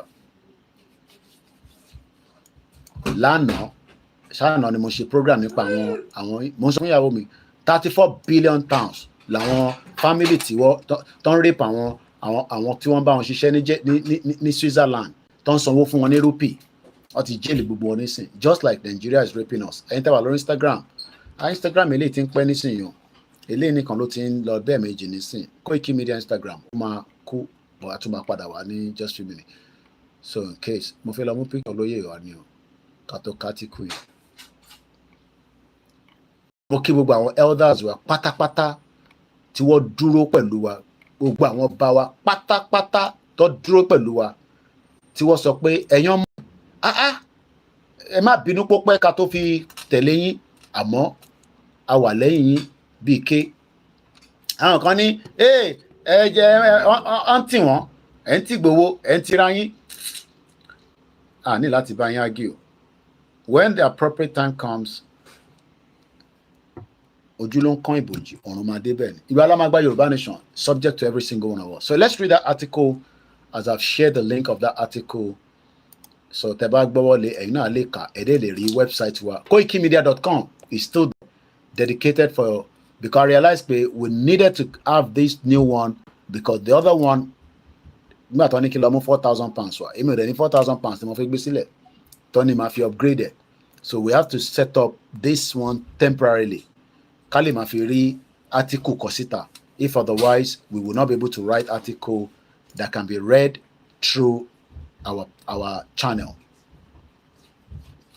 gbogbo yín pátá kọ́mẹ́ǹtì yín ẹ má bínú pé pin àkà font tí mò ń lò kò ṣe pin kò ṣe ṣe bọ̀ gbogbo ẹni mò ń kà ni mò ń rí gbogbo yín náà lẹ́wà valuable kò sẹ́nìkan tó jura wọn lọ gbogbo wa máa ń sọ fún yín abroad tower weather ló ń jẹ́ ká máa fresh àdẹ̀rún oúnjẹ jẹ lẹ́yìn yẹn kọ́nà àlè wa la máa ń wò lẹ́yìn kó kọ́ lọ ṣe fàájì pẹ̀lú àwọn ọ̀rẹ́ ẹ̀ kó padà wọlé kó lọ síbi iṣẹ́ you know. So some of us are tired. For me, I am tired already, you know. But kí la fẹ́ ṣe sí ní choice, you know, ní choice rárá. So ẹ jẹ́ ká article yẹn.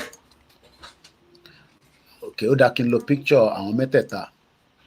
That would be also nice. So ẹ má bínú ẹ̀yin tẹ́ wà lórí ibi báyìí. Later tí bá upload video yìí, tẹ́ bá lọ tún wò, ẹ rí àwọn pictures yẹn.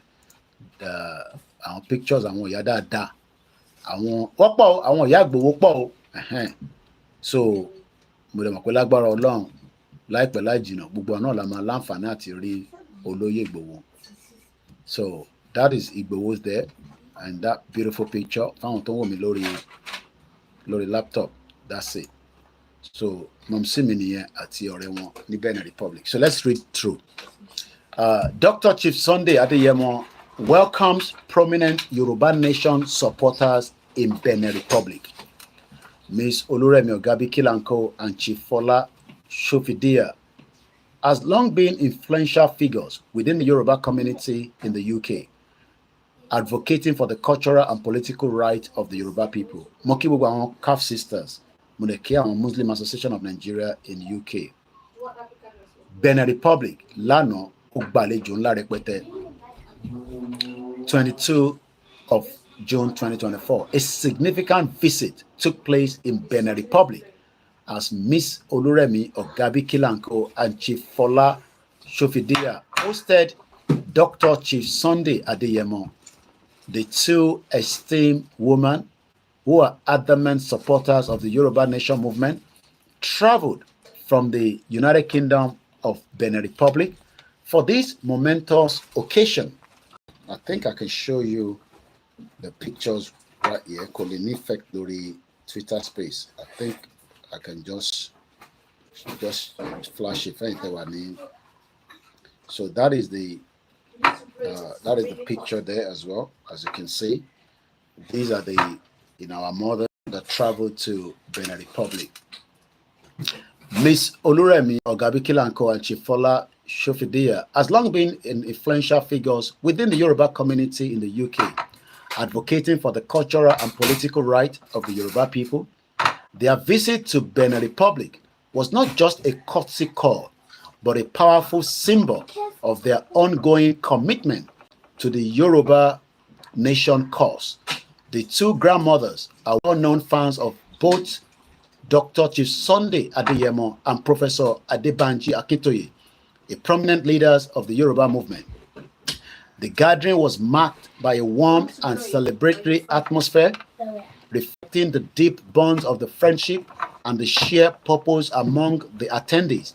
Ms. Oluremi Ogabikilanko, in particular, has a personal connection to Dr. Chief Sunday Adeyemo, as she is the mother of Olayomi Koiki, the CEO of Koikimedia and also the spokesperson for Chief Sunday Igboho. This familiar tie added an extra layer of significance to the reunion.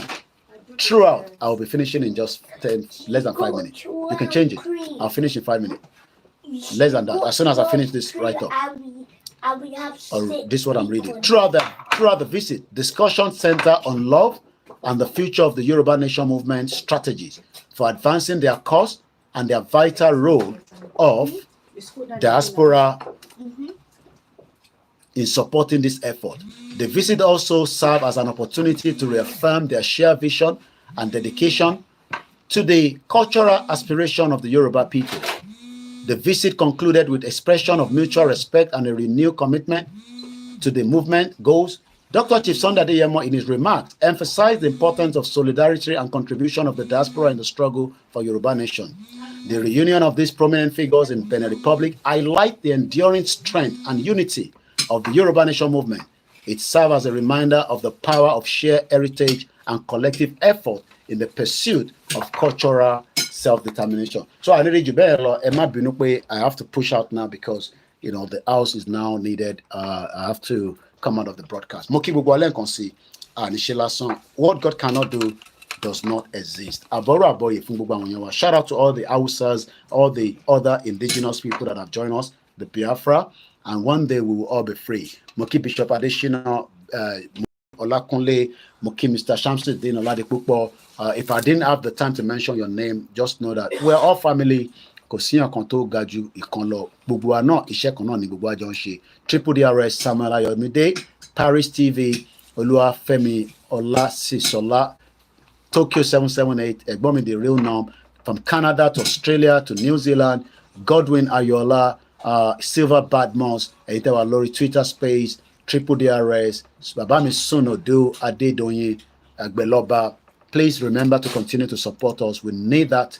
Financial support is very, very important so that we can do as much. We have a lot of people that are also we can be using, but I can't be telling them when I cannot fund them. And they're ready. I've seen them. We've been together. They are very loyal and all over the place. Babawa Kende Adeyemi Mokinyi. And on that note, I will be saying Babami Akinyemi Akinlade. Because comment more, but there's no time to go through them. As I say, my son is just waiting for me to end so that he can release the audio as well. And on that note, Ishewa from Lewa, Forile Ibiwa, Kagbega, Kagbega, Kagbega Faleri, Igbagbo wa ni pe, Batiberu la bomo, Kashishe, Kashishe, Kashishe Kajola, Ìṣọ̀kan àtòmìnira, Níkẹ́jẹ́ ká máa lépa, ìtẹ̀síwájú, fọ̀pọ̀ ire, àtòhun tó dára, ọmọ Oòduà dìde. Bọ́sípò ẹ̀tọ́ rẹ, ìwọ ni ìmọ́lẹ̀ ògo adúláwọ̀. Yoruba Nation. Now. Yoruba Nation. Now. Thank you so much, everyone. Àtúpàdé láàrin ọ̀sẹ̀ with a new topic as we go back to Goodwill to the Prosperity by Professor Banji Akintoye. Keke is free to team. If I didn't mention your name, gbogbo yín ni mo kí láì yọ ẹnìkankan sílẹ̀. Bye for now. Adios.